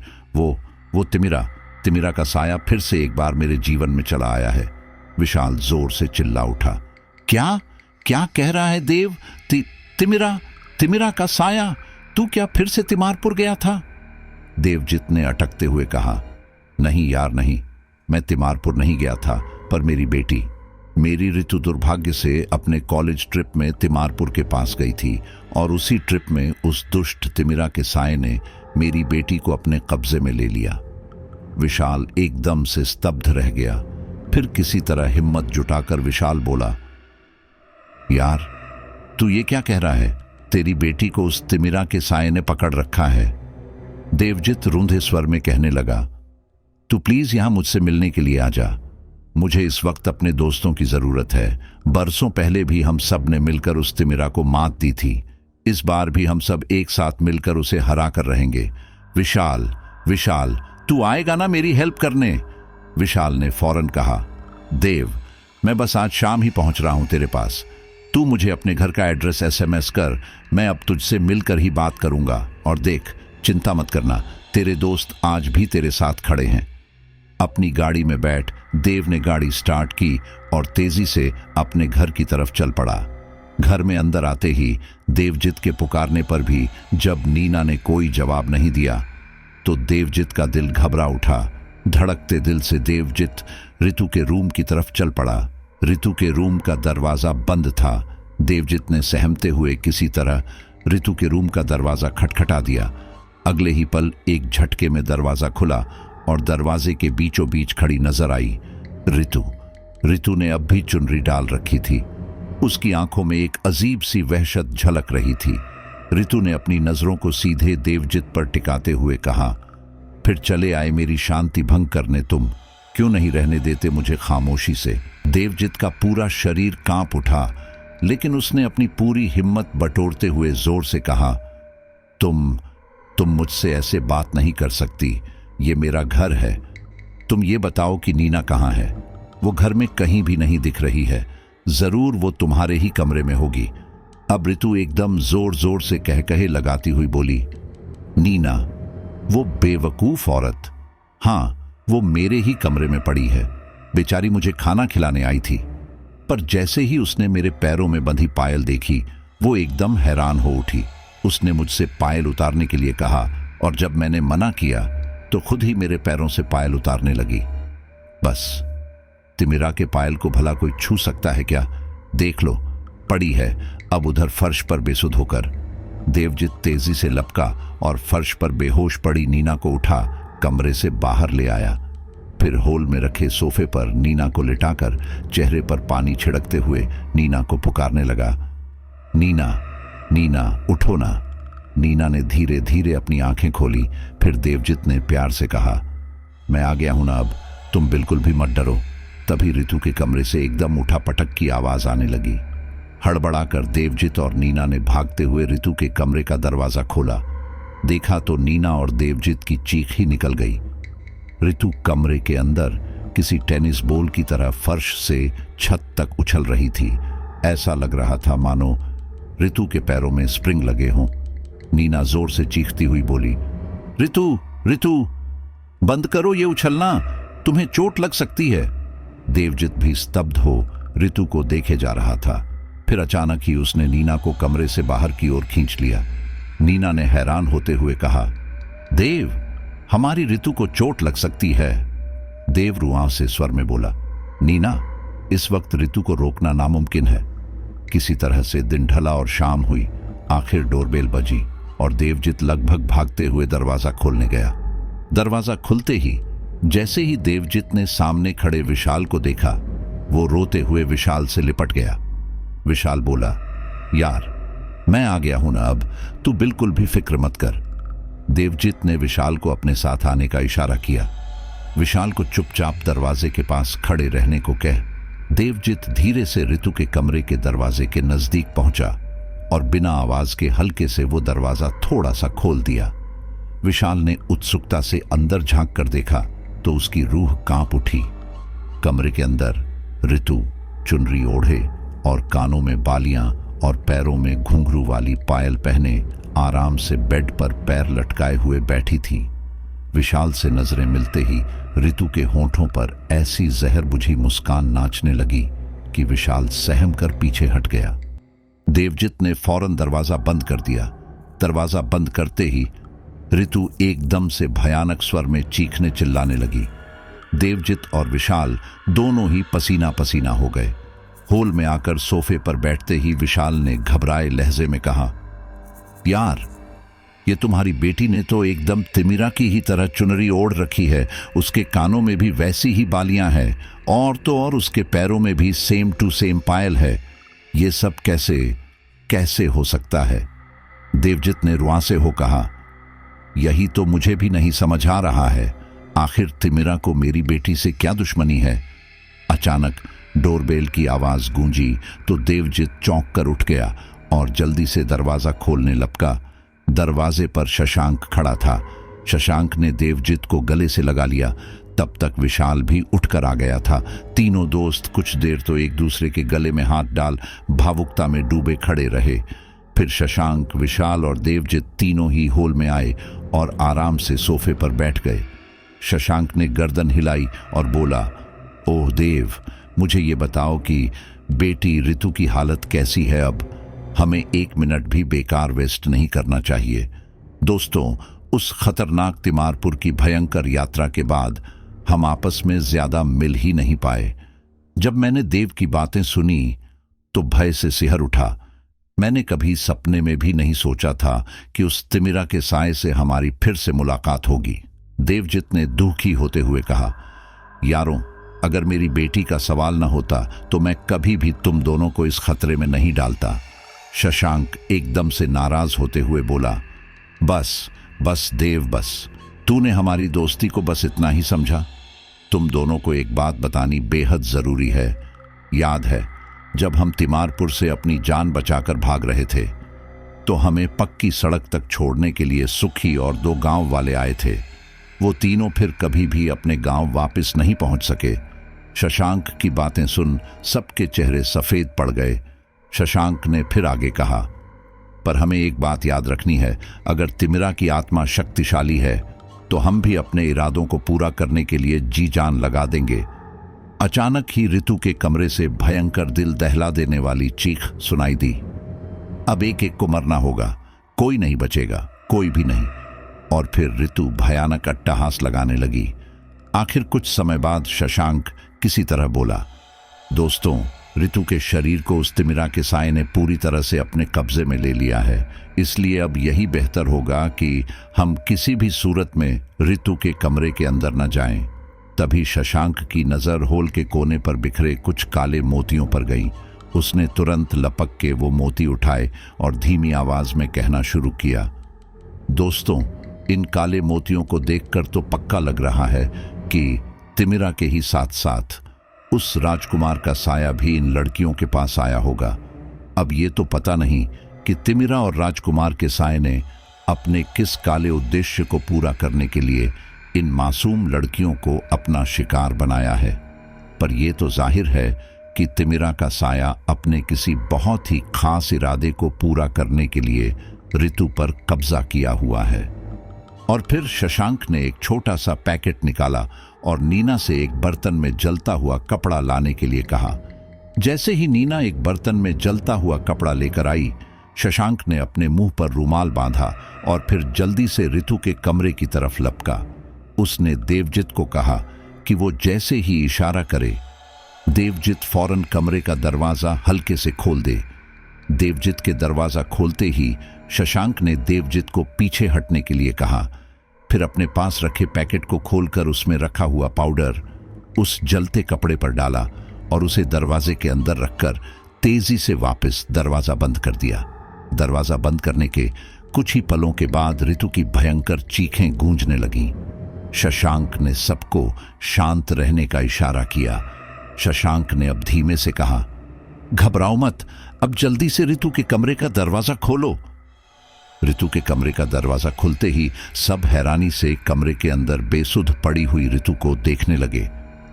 नीना तो बेचैन होती हुई सीधे ऋतु के पास लपकी। नीना की चिंता देखकर शशांक ने नरमी से कहा, ऋतु सिर्फ बेहोश है, कुछ देर बाद वो होश में आ जाएगी, पर उसके होश में आने से पहले ही हमें ऋतु के कान में पहनी हुई बालियां उतारनी होगी और साथ ही उसके पैरों में पड़ी हुई पायल भी निकालनी होगी। देवजित ये सुनते ही फौरन कह उठा, नहीं शशांक, अगर हम इन पायल और बालियां उतारने जाएंगे तो हमें जोरदार झटका लग सकता है। मेरी बीवी नीना को पहले ऐसा अंगारे जैसा झटका लग चुका है। शशांक ने गर्दन हिलाई और फिर अपनी जेब से वो रुमाल निकाला जिसमें काले मोती रखे हुए थे। शशांक ने उस रुमाल को अपने हाथ में लपेटा और फिर धीरे धीरे ऋतु के कान से एक एक करके वो बालियां निकाल ली, फिर पायल भी खोलकर नीचे रख दिए। इसके बाद नीना से बोला, आपके पूजा घर में से एक लाल रंग का कपड़ा लेकर आइए जल्दी। नीना फौरन अपने घर में बने हुए पूजा घर से एक लाल कपड़ा लाकर शशांक को दे दिया। शशांक ने अपने हाथ में लिपट्टे रुमाल की मदद से ही वो बालियां और पायल उठाकर नीना के लाए हुए लाल कपड़े में रख दी। फिर लाल कपड़े की पोटली सी बनाकर उसे अपने पास रखते हुए शशांक बोला, अब तिमिरा का साया हमारी ऋतु का कुछ नहीं बिगाड़ पाएगा। देवजित ने खुशी से पूछा, तो क्या ऋतु के ऊपर से तिमिरा का साया हट गया अब? शशांक ने गंभीर हो कहा, नहीं, ऋतु पर तिमिरा का साया तो अब भी है, लेकिन अब वो ऋतु या ऋतु के जरिए किसी पर जानलेवा हमला नहीं कर सकती, क्योंकि तिमिरा की काली शक्तियां इन बालियों और पायल में मौजूद हैं। विशाल ने सोचते हुए कहा, लगता है कि तूने पहले ही कुछ प्लान बना रखा है। क्या करना होगा हमें अब? और ये तो बता कि ऋतु कब तक होश में आएगी? शशांक ने पहले सबको ऋतु के कमरे से बाहर चलने के लिए कहा। फिर नीना से एक बड़े बोतल में पानी और कुछ फल ऋतु के कमरे में रखवाकर दरवाजा अच्छी तरह से बंद कर दिया। दरवाजे के बाहर ही शशांक ने लाल चंदन से लकीर खींच दी। फिर हॉल में आकर सोफे पर बैठते हुए ठंडे लहजे में बोला, दोस्तों, मुझे नाना जी ने जो कुछ भी बताया था उसके हिसाब से मैंने एक प्लान रेडी कर लिया है। ऋतु के शरीर में तिमिरा का साया जरूर मौजूद है, पर शरीर तो ऋतु का ही है ना, और किसी भी जिंदा शख्स को बेहोशी की दवाई से आसानी से बेहोश किया जा सकता है। यही सोचकर मैंने आज मेडिकल स्टोर से नींद आने के लिए इस्तेमाल किया जाने वाला एक पाउडर खरीदा। वैसे तो उस पाउडर की बस 1 ग्राम की मात्रा ही इंसान को गहरी नींद में सुला देती है, पर मैंने जानबूझकर वो पूरा पैकेट ही जलते कपड़े पर डाल दिया था। बंद कमरे में उस पाउडर का धुआं जैसे ही ऋतु के शरीर में गया, वो गहरी नींद में चली गई। देवजित ने थोड़ी हैरत से पूछा, लेकिन शशांक, तुमने ऋतु की बालियां और पायल कैसे आसानी से उतार लिए? शशांक बोला, हमें जो काले मोती मिले थे, मैंने उन मोतियों को अपने रुमाल में लपेट कर ही उन बालियों और पायल को उतारा था। काले मोतियों की वजह से ही मुझे कोई प्रॉब्लम नहीं हुई, क्योंकि वो मोती तो राजकुमार की माला के थे। और फिर मैंने अब इन बालियों और पायल को पूजा के लाल पवित्र कपड़े में बांध दिया है। अब तिमिरा का दुष्ट साया इन तक नहीं पहुंच सकता। पर अब हमें इन चीजों को जल्द से जल्द तिमारपुर ले जाकर आग में जलाकर नष्ट करना होगा, तभी तिमिरा के साए से हमारा पीछा छूट सकेगा। इसलिए हमें आज ही तिमारपुर के लिए रवाना होना पड़ेगा। नीना घबराकर बोली, और ऋतु का क्या होगा? शशांक धीरज देते हुए बोला, रात होने तक ऋतु को होश आ जाएगा।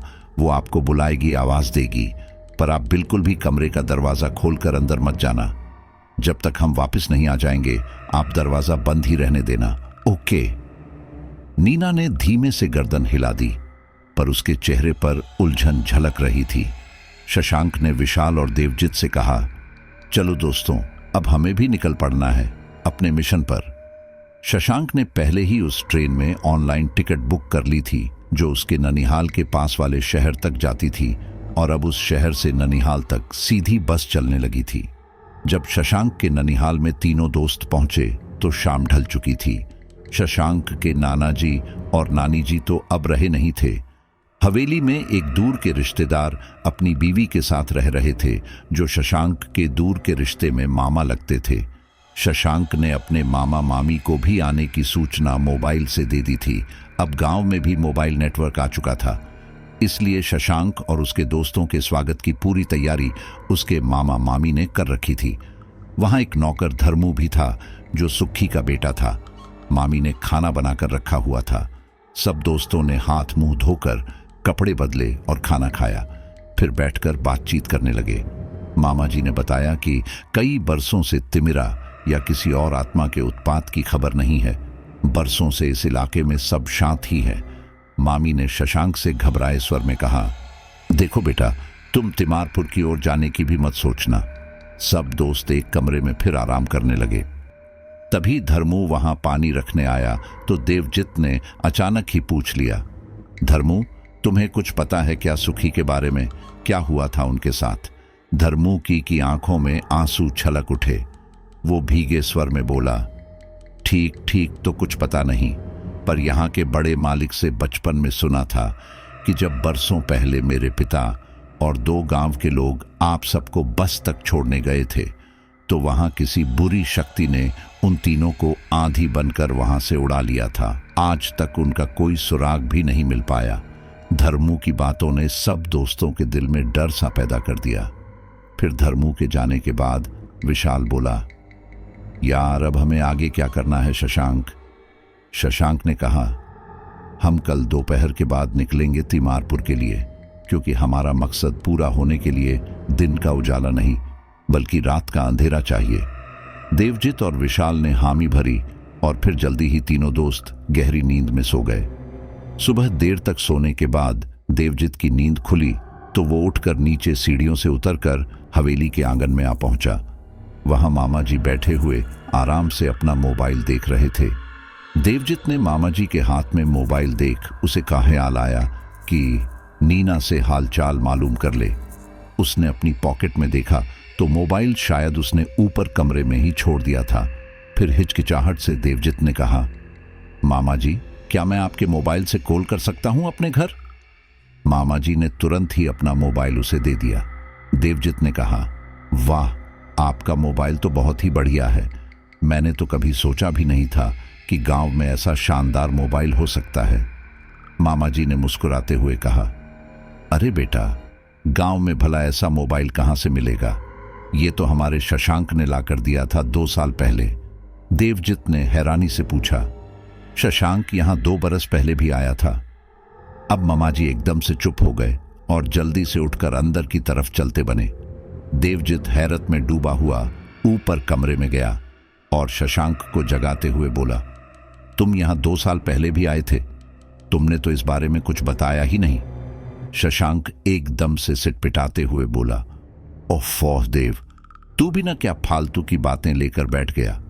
अरे ये तो मेरी ननिहाल है, यहां मैं कभी भी आ जा सकता हूं। ये सब बातें छोड़ और जल्दी से नहा धोकर रेडी हो जा, फिर हम तीनों को तिमारपुर के लिए निकलना है। नहा धोकर जब तैयार हो तीनों दोस्त खाना खाने बैठे तो मामी ने उन्हें एक से एक बढ़िया स्वादिष्ट पकवान परोसे। एक कुल्हड़ में गुलाब की पंखुड़ियों से भरी हुई रबड़ी खाकर तो विशाल एकदम खुशी से बोला, वाह, इतनी टेस्टी रबड़ी तो मैंने अपनी पूरी लाइफ में कभी नहीं खाई थी। मामी हंसकर बोली, वो तुम्हारा दोस्त गौरव भी इस रबड़ी का दीवाना था, बहुत चाव से खाता था वो ये रबड़ी। अब देवजित के साथ साथ विशाल भी चौंक उठा। विशाल ने हैरत से पूछा, ये रबड़ी भला गौरव ने कब खाई थी? कब आया था वो यहां? अचानक ही शशांक ने अपनी थाली सरकाई और उठते हुए बोला, ओफ, अब तुम मत शुरू हो जाना कि कब आया था गौरव। ये सब बातें बंद करो और चलो जल्दी। अब कुछ ही देर में तीनों दोस्त तिमारपुर के रास्ते पर चलने लगे। पहले का वो कच्चा रास्ता अब थोड़ा अच्छा बन गया था, पर जंगल के पास आते आते रास्ता फिर से खराब हो चला। किसी तरह से उस दुर्गम रास्ते पर चलते हुए तीनों दोस्त जब तिमारपुर के इलाके में पहुंचे तो अंधेरा छाने लगा था। विशाल ने डरते हुए पूछा, ये तिमिरा की आत्मा क्या अब भी यहां होगी या फिर वो ऋतु के पास मौजूद होगी? शशांक ने अपने होंठों पर उंगली रखी और खामोश रहने का इशारा किया। फिर धीरे धीरे आगे बढ़ते हुए वो इधर उधर देखने लगा। देवजित अचानक ही चौंकते हुए बोला, अरे, ये यहां पर राजकुमार की मूर्ति थी, वो मूर्ति कहां चली गई? शशांक ने देवजित को घूरते हुए देखा, फिर खामोश रहने का संकेत किया। एक बड़े से चबूतरे के मलबे के पास पहुंचते ही शशांक ने अपने पास रखी हुई वो लाल कपड़े की पोटली निकाली। फिर वहीं पास ही पड़ी हुई लकड़ियों को इकट्ठा किया और उसमें आग लगाने लगा। लकड़ियों के आग पकड़ते ही उसने पोटली खोली। पोटली के खोलते ही जैसे अचानक ही वहां पर एक तूफान सा आ गया। काले काले बादलों के घिरने के साथ भयंकर बिजली चमकने लगी और शशांक ने फिर जैसे ही पोटली में से एक पायल निकालकर हाथ में लिया, एक झटके से तिमिरा का भयानक साया वहां प्रकट हो गया। देवजित और विशाल की तो सांसें ही रुकने लगी, लेकिन शशांक ने बिना डरे हुए अपने हाथ में पकड़ी पायल को लहराते हुए आग में डालने की कोशिश की। तिमिरा के साये ने इतनी भयंकर चीख मारी मानो कहीं पर जलजला आ गया हो। देवजित ने सहमते हुए शशांक की तरफ देखा। शशांक का चेहरा इस वक्त मानो किसी जलते अंगारे की तरह ही लाल हो उठा था। वो जोर जोर से कुछ अजीबोगरीब शब्द बोलते हुए झूमने लगा। फिर उसने एक पायल जोर से हवा में लहराई और उसे तिमिरा के साये के सामने दिखाते हुए गुर्राते हुए बोला, ये देख रही है तू पायल, इसे अभी मैं आग में डाल दूंगा तो तू हमेशा हमेशा के लिए हवा में विलीन हो जाएगी। तेरा शरीर तो पहले ही मिट चुका था, पर अब तेरा साया भी हमेशा के लिए मिट जाएगा। तिमिरा के स्वर में एकदम से बदलाव आ गया। नहीं नहीं नहीं, तुम ऐसा मत करो। तुमने पहले ही धोखे से मेरे कुमार को मुझसे जुदा कर दिया और अब फिर मुझे मिटाने चले आए। देवजित और विशाल तो जैसे भौचक्के हों ये सब देख रहे थे।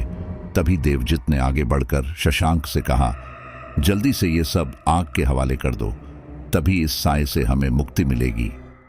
शशांक अजीब से लहजे में गुर्राया, मुक्ति? तिमिरा को मुक्ति? नहीं, कभी नहीं। इसे तो अपने बस में करने के लिए अपनी पूरी जिंदगी लगा दी, यहां तक कि शादी भी नहीं की।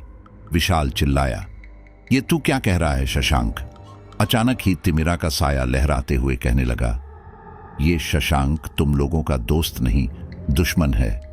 इसे अपने नाना जी से पता लग गया था कि मेरे और राजकुमार के साए को अगर किसी ने अपने कब्जे में कर लिया तो वो पूरी दुनिया पर राज कर सकता है।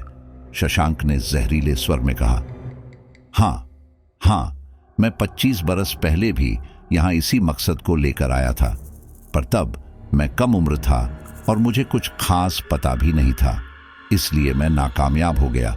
पर यहां मुझे हरिया से बहुत कुछ जानने और सीखने को मिला था। वो भी तिमिरा के साए को अपने कब्जे में लेने की फिराक में था।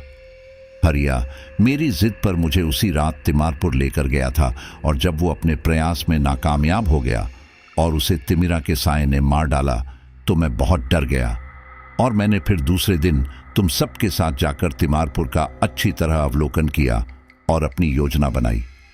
मैं इतने बरसों तक तिमिरा के साए को कब्जे में लेने का उपाय खोजता रहा।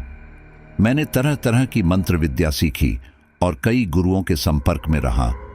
आखिर 2 बरस पहले जब एक दिन अचानक ही गौरव ने मुझसे कांटेक्ट किया तो मेरे मन में योजना बनी। मैं गौरव को बहला फुसलाकर अपने साथ लेकर यहां तिमारपुर चला आया। जब मैं मंत्र विद्या से राजकुमार की मूर्ति को तोड़कर राजकुमार के साए को अपने कब्जे में ले रहा था, उसी समय तिमिरा के साए ने मुझे डराने के लिए गौरव को पकड़ लिया और राजकुमार का साया मेरी पकड़ से छूट निकला। पर मैं तो अपनी धुन में वहां से मंत्र पढ़ते हुए भाग आया। पर अब मुझ में आत्मविश्वास आ गया था कि मैं अब तिमिरा और राजकुमार के साए को कब्जे में ले ही लूंगा। फिर जब मुझे देवजित का कॉल आया और उसने अपनी बेटी का हाल बताया तो मुझे उपाय सूझ गया कि तिमिरा को कैसे कब्जे में लाऊं। और फिर मैं ऋतु की हेल्प करने के बहाने से यहाँ चला आया और फिर जब मुझे वो काले मोती मिले तो मैं खुशी से उछल पड़ा और उन मोतियों की हेल्प से ही वो पायल और बालियां मैंने ऋतु के शरीर से उतार कर रख ली। तिमिरा के साए ने सरसराती आवाज में कहा, मैं जानबूझकर ऋतु के शरीर में चली गई थी क्योंकि मुझे डर था कि शशांक कभी भी तिमारपुर आकर मुझे अपने कब्जे में ले सकता है।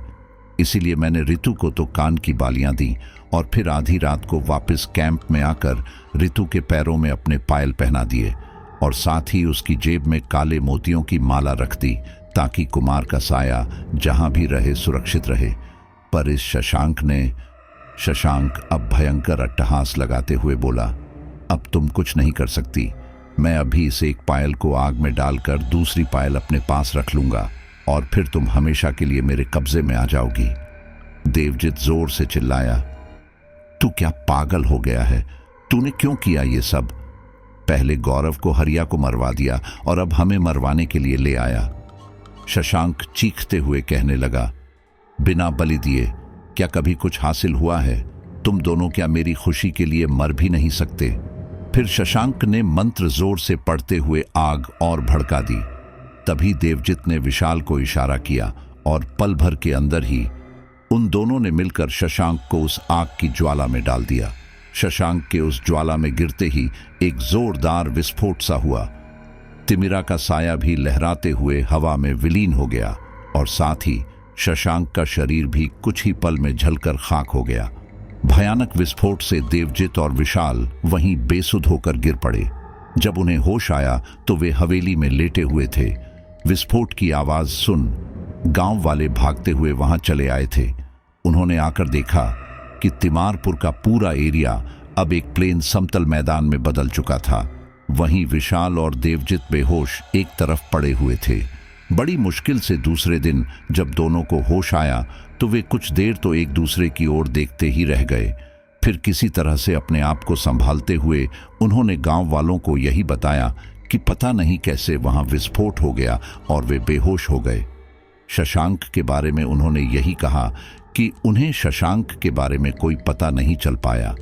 सबने यही समझा कि तिमिरा की आत्मा ने उसे गायब कर दिया, लेकिन इस हकीकत से गांव वाले अनजान थे कि तिमिरा की आत्मा भी अब हमेशा के लिए मुक्त होकर वहां से गायब हो चुकी है।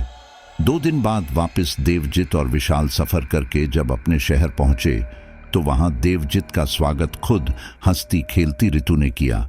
उसे देखकर साफ समझ आ रहा था कि अब उस पर से तिमिरा के साए का असर दूर हो गया है। देवजित ने खुशी से रोते हुए आगे बढ़ के अपनी बेटी को गले लगा लिया। तो साथियों, आज की स्टोरी यहीं पर पूरी होती है और मुझे पूरा यकीन है कि स्टोरी आपको काफ़ी ज़्यादा पसंद आई होगी। तो हम आपसे एक लाइक की उम्मीद तो कर ही सकता हूँ। और देखिए, गांव के अंदर आज भी पुराने समय की कई अतृप्त आत्माएं घूमा करती हैं, लेकिन बिना किसी कारण के वो आत्माएं किसी को परेशान नहीं करते, लेकिन कुछ बुरी ताकतों को प्राप्त करके जीवन में रातों रात बहुत बड़े बनना चाहते हैं।